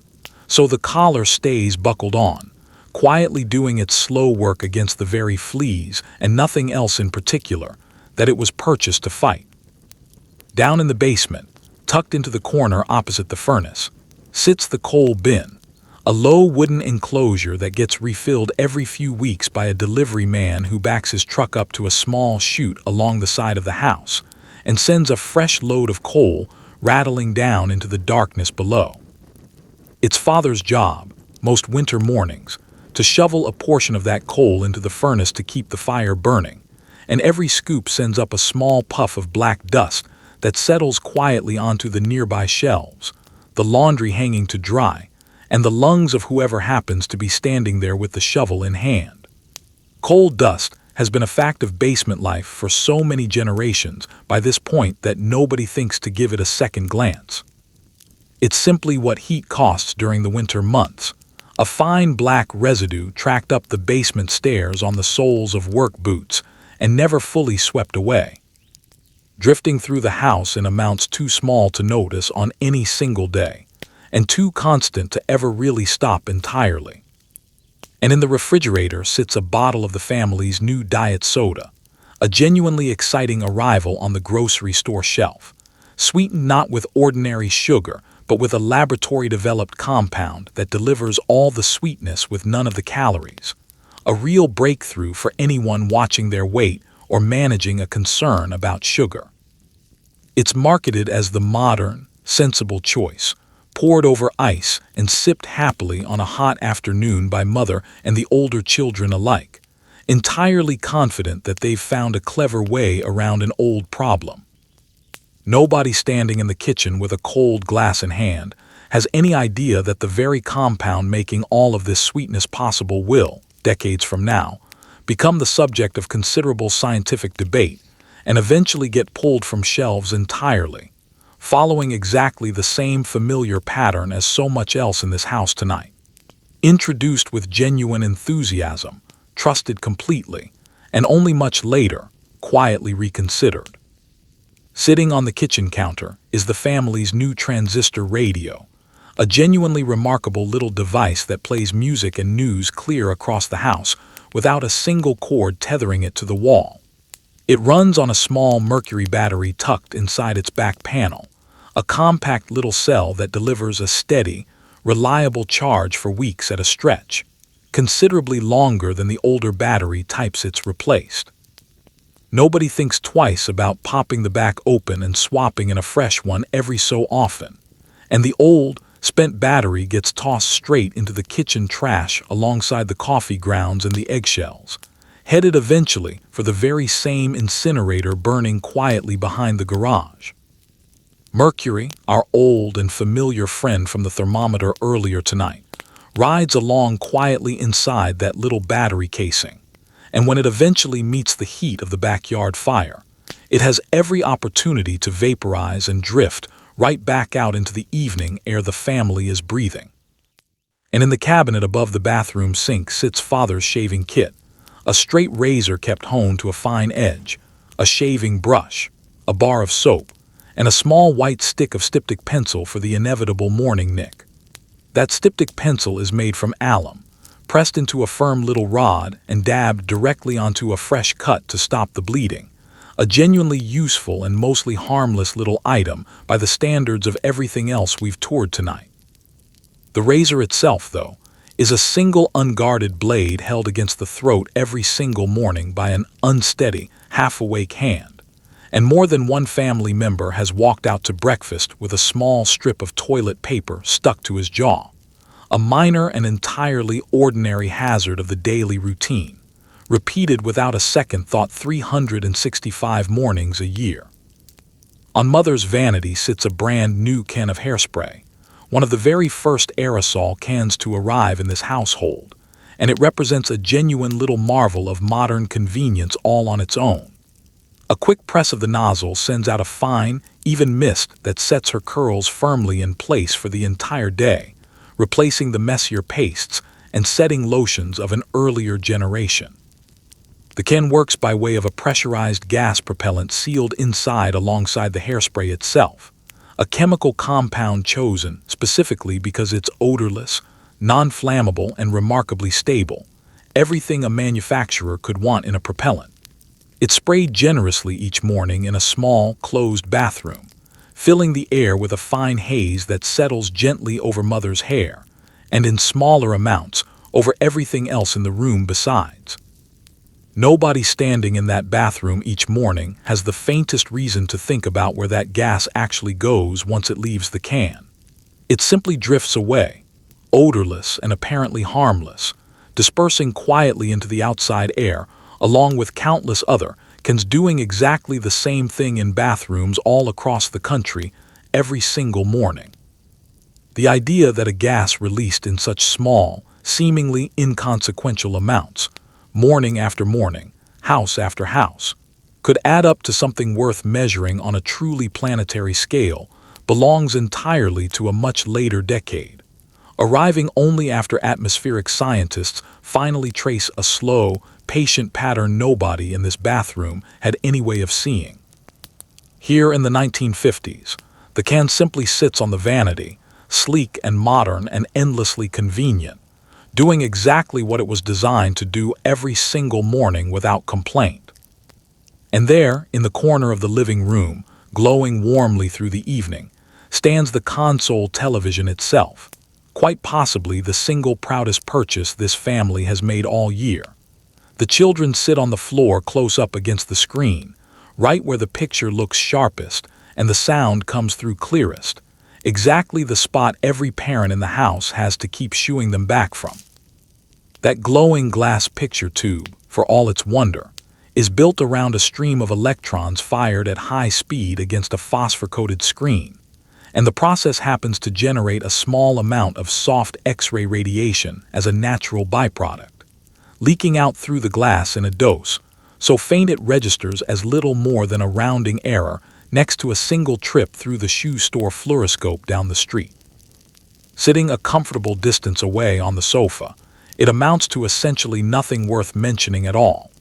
Sitting 18 inches from the screen every single evening for years on end, the way an enthusiastic child so often does, adds up to something worth a second glance, though nobody in this living room has any particular reason to give it one. The television has, in the space of just a few short years, become the undisputed center of family life in this house, the glowing hearth around which everyone gathers each evening the way an earlier generation once gathered around an open fire. Nobody thinks of the console as anything other than a warm, welcome, thoroughly modern comfort, humming quietly along in the corner, and asking for nothing more than a comfortable spot to sit and a decent antenna on the roof. And for the most part, sitting a sensible distance back on the sofa, that's more or less exactly what it is. On especially cold evenings, when the furnace alone doesn't feel quite like enough, Father lights a fire in the living room fireplace, the crackle and glow of real burning wood adding exactly the kind of warm, old-fashioned charm no radiator could ever quite match. It's a genuinely lovely tradition, the whole family gathered on the rug in front of it, roasting the occasional marshmallow on a bent coat hanger, watching the flames dance long after the good conversation has wound down for the night. What nobody in the room happens to be thinking about is the chimney rising up through the house above them, lined with a slowly thickening layer of creosote, a black, tar-like residue that builds up naturally with every fire ever burned in it, and was last properly cleaned out longer ago than anyone in the house can quite remember. That creosote is itself a genuinely flammable substance, and given enough fires and enough years without a proper sweeping, it can ignite inside the confined space of the chimney flue, burning at a temperature considerably hotter than the fire in the hearth below it was ever meant to produce. Most winters, The fireplace simply does its cheerful work and nothing more, and the family goes to bed each night with the last embers glowing softly behind the screen, never giving the chimney itself a second thought. It's one more small, mostly reliable tradition sitting quietly overhead, doing its patient work in the dark corners of the house nobody thinks to check. In the window of the master bedroom sits a brand new air conditioning unit, a genuinely luxurious addition to the house, and easily the envy of half the neighborhood on the hottest nights of August. It hums away steadily through the evening, pulling the thick summer heat right out of the room, and replacing it with a cool, dry breeze that makes falling asleep considerably easier than it ever was with just an open window and a box fan. Inside that humming metal casing runs a sealed loop of refrigerant gas, cycling quietly through coils that never need refilling and rarely need any attention at all beyond an occasional cleaning of the front filter. Nobody in this house gives a moment's thought to that sealed gas circulating inside the unit, because it's meant to stay sealed for the entire working life of the machine, and for the most part, it genuinely does. The chemical compound chosen for the job was selected specifically because it's stable, non-flammable, and considered thoroughly safe for use right there in the bedroom mere feet from a sleeping family. The notion that a gas so carefully contained inside a single window unit could, decades later and multiplied across millions of identical units installed in bedrooms all across the country, add up to a genuine concern for the layer of atmosphere high above the earth, belongs entirely to a much later chapter of the story, one this bedroom has no way of anticipating tonight. For now, the unit simply hums along contentedly, keeping the room cool and comfortable, doing exactly the job it was purchased to do. Out past the swing set stands the backyard's pride and joy, a small apple tree planted the same year the family moved in, now finally mature enough to produce a real harvest each autumn. To keep the fruit free of worms and blemishes, Father sprays it every spring with an orchard pesticide that combines two of tonight's most familiar names into a single product. Lead and arsenic bound together into one compound specifically formulated for exactly this purpose. It's been the standard treatment for fruit trees for decades by this point, trusted by orchardists and backyard gardeners alike, and it works remarkably well, leaving behind apples that look absolutely perfect come picking time, without a single wormhole or blemish anywhere on the skin. The residue from that spray settles into the bark, into the soil at the base of the tree, and onto the surface of the fruit itself, where a quick wipe on a shirt sleeve is generally considered more than sufficient before biting in. The children climb that tree all summer long, hands sticky with sap, and pick apples straight off the branch to eat right there in the yard, never once thinking to wash them first, because nobody has told them there's any particular reason to. The tree stands there every year, healthy and productive and admired by the whole family, its perfect fruit a small point of real pride, and its perfect fruit a small quiet return, once again, of exactly the two elements that have already turned up so many times tonight throughout the rest of this house. And out at that same barbecue grill, resting on a plate beside the lighter fluid, sits a package of hot dogs, bright pink and glistening, ready to go straight onto the coals. That distinctive color, along with the long shelf life that lets the package sit safely in the refrigerator for weeks without spoiling, comes from occurring salt worked into the meat during processing, a compound that also happens to be remarkably effective at preventing the growth of the bacterium responsible for botulism, the very same danger already lurking tonight inside a badly canned jar of green beans down in the pantry. In that sense, the curing salt genuinely earns its place in the package, standing guard against a threat considerably more immediate and better understood than almost anything else on tonight's tour. The question of exactly how much of that same compound is truly wise to eat, meal after meal, hot dog after hot dog, over the course of an entire childhood, is one that hasn't been fully worked out yet by anyone standing at this grill. The package simply gets torn open, The hot dogs go onto the grate, and the children line up eagerly with their buns and mustard, delighted at the prospect of a backyard cookout on a warm summer evening, with no more thought given to the pink curring salt inside than to anything else on the plate. And in the corner of the garage, tucked beside the workbench, sits a small pile of rags father has been using all week to wipe down his tools after staining that new bookshelf, each one soaked through with linseed oil and left in a loose, damp heap rather than spread out flat or thrown away entirely. It seems like the most harmless thing imaginable, a pile of old cloth sitting quietly in the corner, and nobody in the house would think twice about walking past it a dozen times a day. What almost nobody in this era understands is that oil-soaked rags bunched tightly together can generate their own slow, internal heat as the oil oxidizes, a heat that has nowhere to escape from the middle of the pile, building steadily hotter over the course of a warm afternoon until it reaches the point of igniting entirely on its own, with no spark, no flame, and no match anywhere near it. It's one of the quieter, stranger hazards tucked into this garage, a fire that can start itself from nothing more than a pile of laundry nobody got around to hanging up. On the kitchen counter sits Mother's electric mixer, a genuinely wonderful labor-saving device that has taken all the aching effort out of beating cake batter and whipping cream by hand. It's a handsome little machine, chrome and white enamel, with a set of beaters that spin at a satisfying clip the moment the switch is flipped on, and it sits out on the counter more days than not, ready for whatever the afternoon's baking happens to call for. Like the wringer washer down in the laundry room, it has almost no thought given to guarding the moving parts from curious fingers, because the beaters themselves seem small and harmless enough compared to the heavy rollers of a washing machine, and nobody sees much reason to treat them with any special caution. A child standing on a step stool at the counter, eager to help lick the bowl or watch the batter swirl, sometimes reaches in a little too soon, before the beaters have fully stopped spinning, or leans a spoon in for a taste while the switch is still flipped on.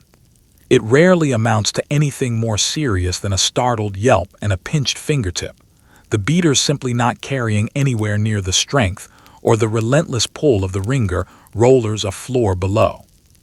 Still, it's one more small, ordinary hazard sitting out in plain view on the kitchen counter, a handsome, modern convenience doing its cheerful work, with almost nothing at all standing between its spinning beaters and a curious pair of small hands. Before we settle back into the living room for the evening, let's take one short trip out of the house entirely, down to the shoe store on the corner, because even a perfectly innocent family outing to buy the children new school shoes carries its own quiet surprise. Standing near the counter is a tall wooden cabinet with a small viewing screen built into the top, and it's genuinely one of the most popular features of the whole store. A child slides his feet into the opening at the bottom, peers down through the eyepiece, and there, glowing in ghostly green, are the bones of his own feet, wiggling inside the new pair of shoes. It's an absolute marvel. The salesman can point out exactly where the toes sit inside the leather, and Mother can lean down and peer through her own eyepiece to check the fit for herself. Everyone agrees it's a wonderfully modern, scientific way to make sure a growing foot is properly fitted.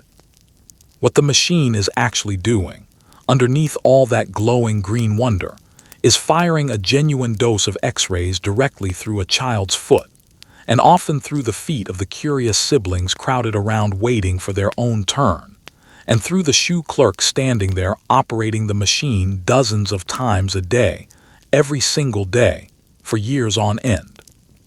The shoe-fitting fluoroscope became something of a beloved fixture in shoe stores right across the country during this era, and it's easy enough to understand the appeal. Fitting a growing child's foot properly has always been a genuinely tricky business, and here was a machine that seemed to take all the guesswork out of it entirely, showing the actual bone structure glowing right there on the little screen. Children loved it because it felt like magic. Parents loved it because it felt scientific and thorough.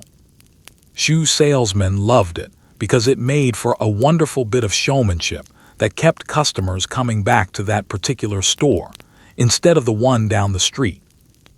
Nobody operating the machine had any specialized training in radiation safety, and nobody standing near it wore any kind of protective shielding at all. The dose delivered by any single use was generally fairly small, but children being children, they often begged to look through the eyepiece 2 or 3 times in a row just to watch their toes wiggle again, and shoe clerks stood beside the working machine for their entire shift, day after day, week after week, absorbing a slow, steady accumulation of exposure that nobody thought to measure or track. The machine sat right out in the open on the sales floor, cheerfully glowing, entirely unregulated, treated with roughly the same casual attitude as a scale for weighing produce. So the family walks out of the shoe store with a properly fitted new pair of shoes for the growing child, genuinely pleased with the thoroughly modern service they've just received, never once suspecting that the delightful glowing machine they all took turns standing in front of was quietly doing something considerably less delightful the entire time.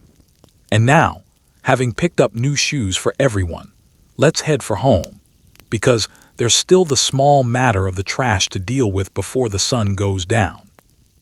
Out in the backyard, tucked behind the garage or standing at the back edge of the property, sits the family's incinerator, a simple metal drum or a small brick enclosure where the household trash gets burned every few days rather than hauled away. It's a perfectly practical solution to a perfectly practical problem, and it saves the family the trouble and expense of a regular trash collection service.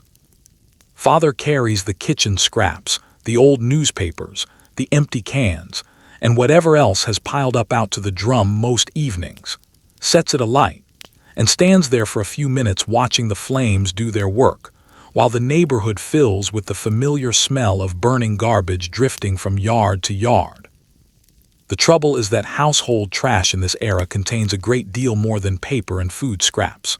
There are plastic containers, treated wood scraps, old rags soaked in paint thinner or motor oil, empty cans that once held pesticide, and any number of other materials that were never designed to be burned in an open metal drum at a fairly low, smoldering temperature. Burned properly and completely at very high heat, many of these materials break down into relatively harmless byproducts.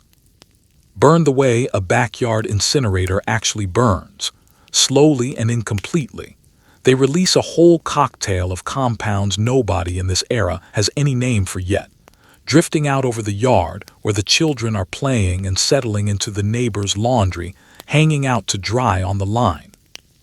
Nobody thinks twice about any of this, because burning trash in the backyard is simply what a responsible household does with its waste. The alternative, after all, is letting it pile up and attract vermin, which seems like the far more obviously dangerous choice. So the little fire crackles away most evenings, right there in plain view of the family dinner table, sending its smoke drifting lazily up over the fence and into the evening air.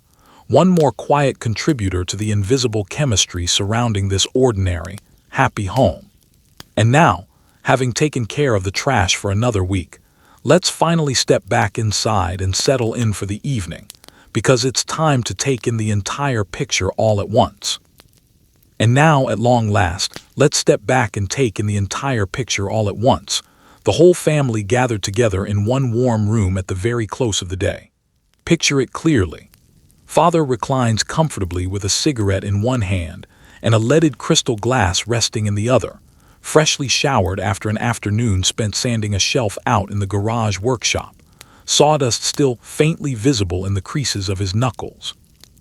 Mother stands at the ironing board, pressing a shirt gently against the asbestos pad beneath it, her hair still holding the soft curl from the home permanent she gave herself and her sister only a few weeks earlier.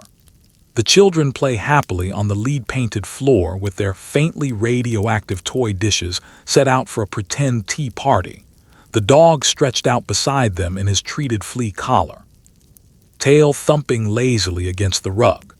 The clock on the mantel glows on quietly in soft radioactive green. The furnace breathes steadily somewhere below, and the vacuum cleaner sits resting in the front hall closet after doing its afternoon rounds through the living room carpet.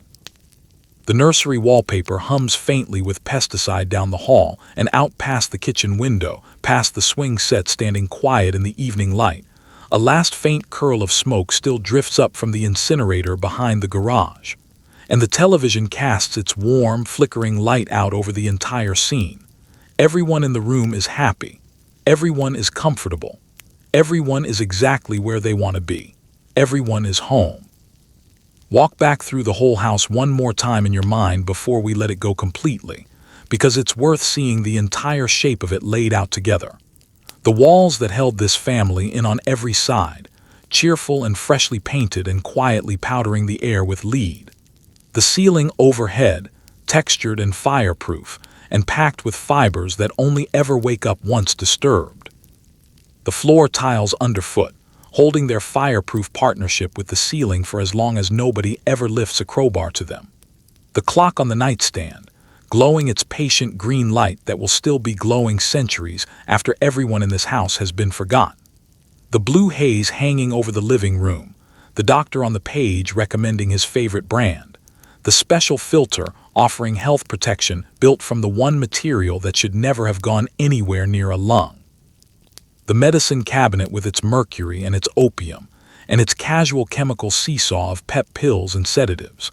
The thermometer, shattering into its little silver beads that every child in the house wanted so badly to touch.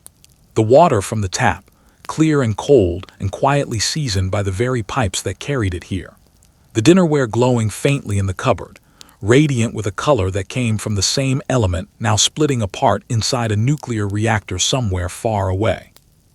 The refrigerator standing proud and cold in the corner, latched shut with a satisfying thunk that meant something entirely different from the outside than it did from within. The cabinet beneath the sink, low and dark and stocked with an unregulated little chemistry set of its own. The DDT drifting from the spray can and hanging in the nursery wallpaper, marketed with a cartoon smile.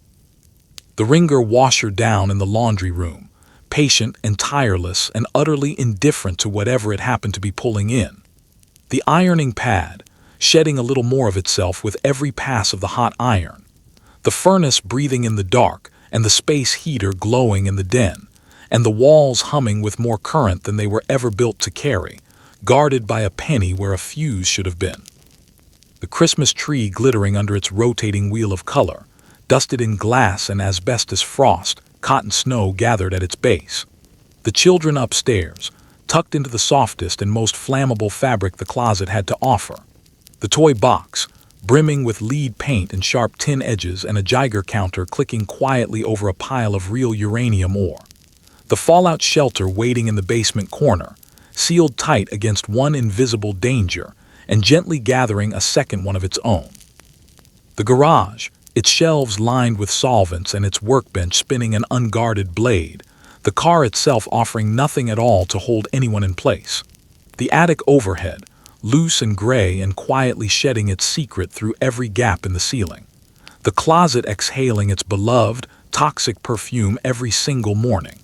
The pantry, mostly wholesome and only rarely wrong in ways nobody could ever taste.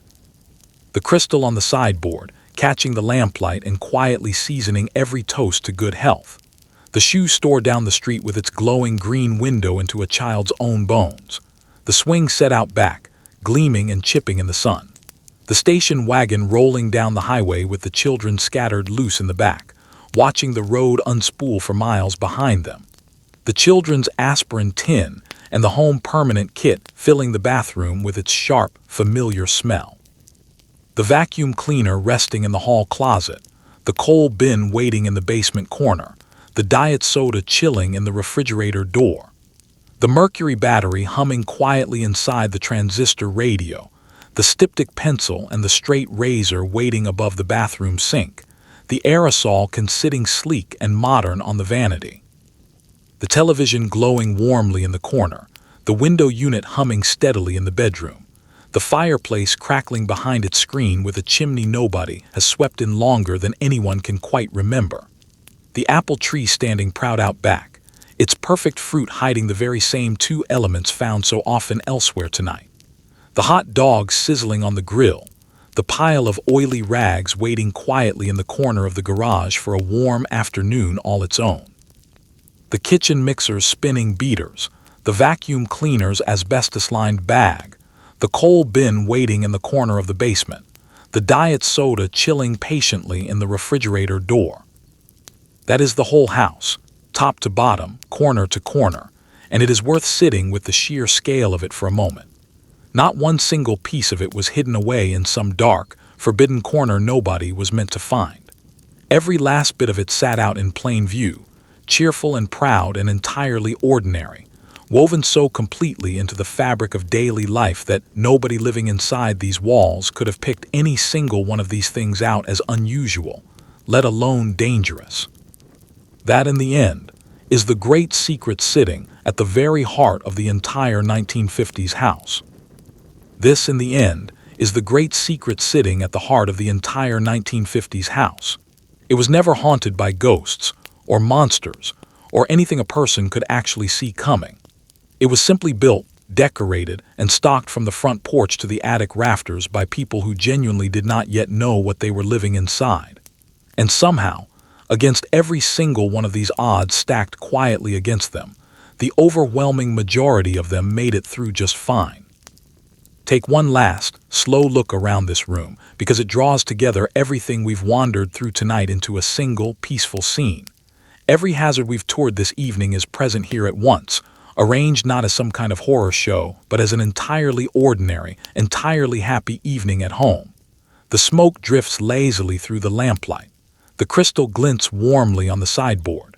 The clock glows softly on the nightstand. The furnace hums faithfully below. The walls quietly off-gas behind fresh paint. The floor sheds its fine dust in the far corner. The ironing pad frays a little more with every pass of the iron.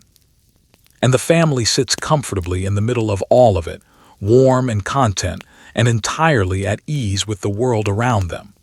Nothing in this room looks even remotely dangerous, because nothing in this room is trying particularly hard to look dangerous. It's simply home, exactly as it was meant to feel. And that really is the thread worth sitting with tonight, the one running quietly beneath every single segment of this tour. Not one of these hazards ever announced itself outright. There was no warning label anywhere to be found, no blaring alarm, no telltale smell of trouble brewing, no visible menace lurking in a corner. The lead hid inside the prettiest paint on the walls and the finest crystal on the shelf. The asbestos hid inside the very material meant to protect the family against fire. The radiation hid inside the loveliest dinnerware and the most magical glowing clock on the nightstand. The poison hid inside the healthy cigarette, the protective nursery wallpaper, and the clean, comforting smell drifting out of the bedroom closet. Again and again throughout tonight's tour, the hazard hid inside the comfort, inside the safety feature, inside the very mark of good taste the family was proud to display. Think for a moment about the sheer number of people who had to get something wrong, in perfectly good faith, for a single house to end up looking like this one. A paint chemist somewhere decided lead made for a better product and had no reason at all to think otherwise. A mining company somewhere pulled a naturally fireproof mineral out of the ground and marketed it, with complete sincerity, as one of the great safety innovations of the century. A toy company genuinely believed it was inspiring the next generation of scientists. A cigarette company genuinely believed, or at least genuinely wanted its customers to believe, that a filter could make a harmful habit into a healthy one. None of these people sat in a boardroom somewhere twirling a mustache and plotting harm against ordinary families. They were, almost without exception, solving the problems directly in front of them, using the tools and the knowledge available in their own moment, and shipping the results out into a world that received them with open arms and genuine gratitude. And that's really the uncomfortable heart of tonight's whole tour. It wasn't a single villain who filled this house with hidden hazards. It was an entire enormous, interlocking system of ordinary people, each one doing a perfectly reasonable job within the narrow slice of the world they could actually see. None of them positioned to notice the pattern quietly forming across 1,000 different products in 1,000 different homes at once. The paint chemist never met the pediatrician. The asbestos miner never met the mother pressing a shirt on the ironing board. The man who mailed uranium ore to children never met the man who deregulated the shoe store fluoroscope. Each one solved his own small problem competently and moved on, and it was only decades later, once all those small solutions were laid out side by side under a single roof, that the full shape of the thing finally became visible. There's a lesson buried in there somewhere about how invisible harm actually spreads through a society, and it isn't really a story about villainy at all. It's a story about incentives, about speed, about how thoroughly a genuinely useful discovery can outrun anyone's ability to fully understand its consequences before it's already sitting on every shelf in the country. Asbestos really was remarkably good at stopping fires. DDT really was remarkably good at stopping the spread of disease. Lead really did make for a better, more durable paint. None of these were empty claims dreamed up by cynical men. They were true, as far as anyone in that moment could measure truth, and the parts that turned out to be false only revealed themselves slowly, patiently, over the very same decades-long timeline that made asbestos itself so quietly dangerous in the first place. It is a pattern worth remembering gently, without alarm, the next time something new and wonderful arrives on a store shelf promising to make life just a little easier than it was the day before. It would be easy enough, sitting comfortably in a modern armchair decades later, to look back on all of this and feel a quiet sense of superiority. To imagine we would have known better, spotted the danger sooner, refused the glowing dial or the pesticide wallpaper the moment it was offered to us. But that kind of certainty is easy to hold only from a distance, looking backward with the full benefit of decades of research nobody in this house ever had access to. Standing inside the actual moment, surrounded by neighbors who own the very same appliances, reading the very same reassuring magazine advertisements, trusting the very same doctors, it becomes considerably harder to imagine confidently walking a different path. Most of us dropped into that kitchen in 1955 with the knowledge available at the time and nothing more, would very likely have painted the very same nursery, sprayed the very same insecticide, and poured the very same brandy into the very same beautiful crystal decanter, entirely certain we were doing right by the people we loved most. To shake your head at people who painted their children's nurseries with pesticide, or mailed genuine uranium, or directly to curious young boys. But that would mean missing the real, and rather humbling, lessons sitting underneath the whole story. These were never careless people, and they were never foolish ones either. They were, almost without exception, doing their sincere and honest best with the knowledge available to them at the time. Trusting the doctors smiling out from the page, trusting the labels printed on the cans, trusting the shiny new products lining the shelves of every store, exactly the same way we trust the knowledge and the products of our own present moment without a second thought most days. They didn't know, quite simply, because nobody had told them yet, and a great deal of that telling would end up taking several more decades to finally arrive. Which raises the quiet, slightly uncomfortable question this entire tour has been gently circling around all evening.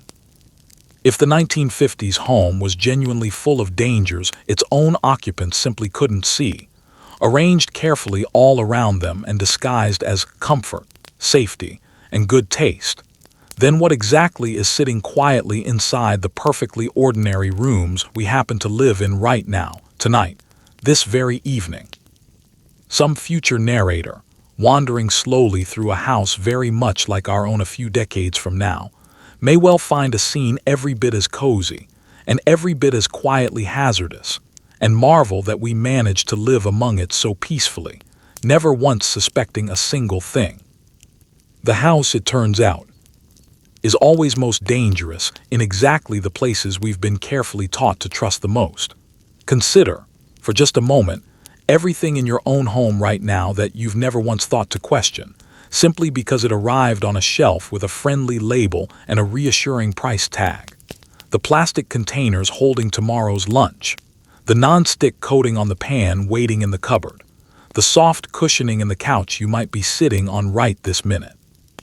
The quiet hum of 100 small electronics scattered through every room, each one humming away in the background of daily life the same way the furnace once hummed in the basement of this 1950s house, trusted completely, examined by almost nobody. None of this is meant to frighten you off to sleep tonight. It's simply meant as a gentle reminder that trust, in the end, is always a product of its own moment, built on the best available knowledge of that particular decade. And every decade eventually discovers that its best available knowledge was, in certain quiet corners, considerably less complete than it felt at the time. This isn't a reason for alarm so much as it is a reason for a certain kind of humility. The same humility this entire tour has tried to extend toward the family who once lived inside these rooms. They weren't behind us in some straight line of steady human progress, foolishly stumbling through a more primitive age. They were exactly where we are now, doing their sincere best with an honest, good faith belief that the modern conveniences surrounding them had already been thoroughly tested and found safe. Future generations will very likely look back at certain corners of our own present moment, with exactly the same mixture of astonishment and gentle sympathy we've extended tonight toward the family gathered in that glowing living room. And there is something oddly comforting in realizing that this has simply always been the case, decade after decade, stretching back further than anyone could easily trace. But there's a gentler truth waiting here too, and it's genuinely worth ending on.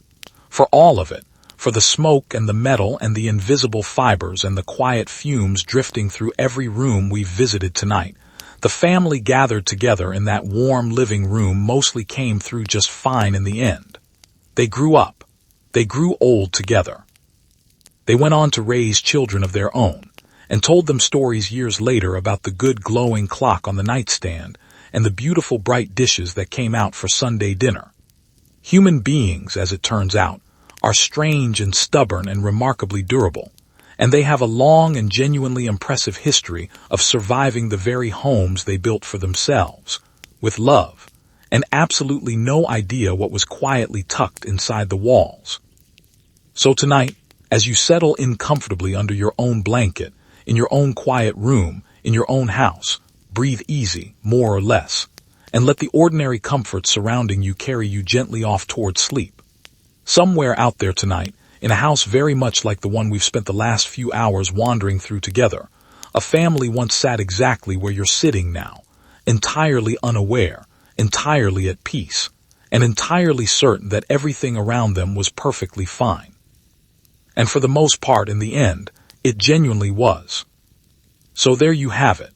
One long, quiet evening spent wandering through a 1950s American home, where the walls were quietly poisonous, the dinnerware glowed faintly in the dark, the bedroom clock ticked away in soft radioactive green, and the supposedly healthiest cigarette in the entire house came fitted with a filter made from something that had absolutely no business anywhere near a human lung. You made it through the whole tour. You breathed the soft blue haze drifting through the living room, sipped from the good leaded crystal, slept peacefully beneath the humming nursery wallpaper, ate a perfect apple straight off the backyard tree, rode along loose in the back of the station wagon, and somehow made it safely through to morning, which, as it happens, is exactly what most of the families who actually lived inside these houses managed to do as well. And that, in the end, is really the thought worth carrying off to sleep with you tonight. The people who genuinely lived inside these houses were never reckless, and they were never foolish either. They were doing their honest level best with the knowledge available to them at the time, trusting the labels on the shelf, trusting the doctors smiling out from the page, trusting the bright, shiny promises of a brand new, thoroughly modern age. They laughed together in that living room. They raised their children with real love and real care. They told stories for years afterward around that softly glowing clock, and the overwhelming majority of them came through it all just fine in the end, stubborn and hopeful and remarkably durable, the way people, it seems, always somehow manage to be. So tonight, As you settle in beneath your own clean blanket, in your own quiet room, breathing your own smoke-free air, drinking your own unleaded water, resting beside your own entirely non-radioactive alarm clock, maybe take just a moment to whisper a small, quiet thank you to the ones who came before you. They lived their entire lives surrounded by invisible dangers they genuinely could not see and did not fear, and they carried the rest of us safely here anyway, one perfectly ordinary evening at a time. Let your mind drift now, slowly, away from the paint and the pipes and the glowing green dials, and settle instead on something far simpler. A porch light left on for someone still driving home. A screen door creaking softly shut behind a child called in for supper. A record playing quietly somewhere down the hall while the dishes get washed by hand. These small, ordinary moments are really what that whole house was for, underneath everything else we've talked about tonight. A place built imperfectly, and with real love, for people trying their best to take care of one another. That much, at least, has never once changed, decade after decade, house after house, all the way up to the one you're resting in right now. Rest easy now. Let your shoulders finally sink down into the mattress. Let the whole day go gently, one thought at a time. The house around you is quiet tonight.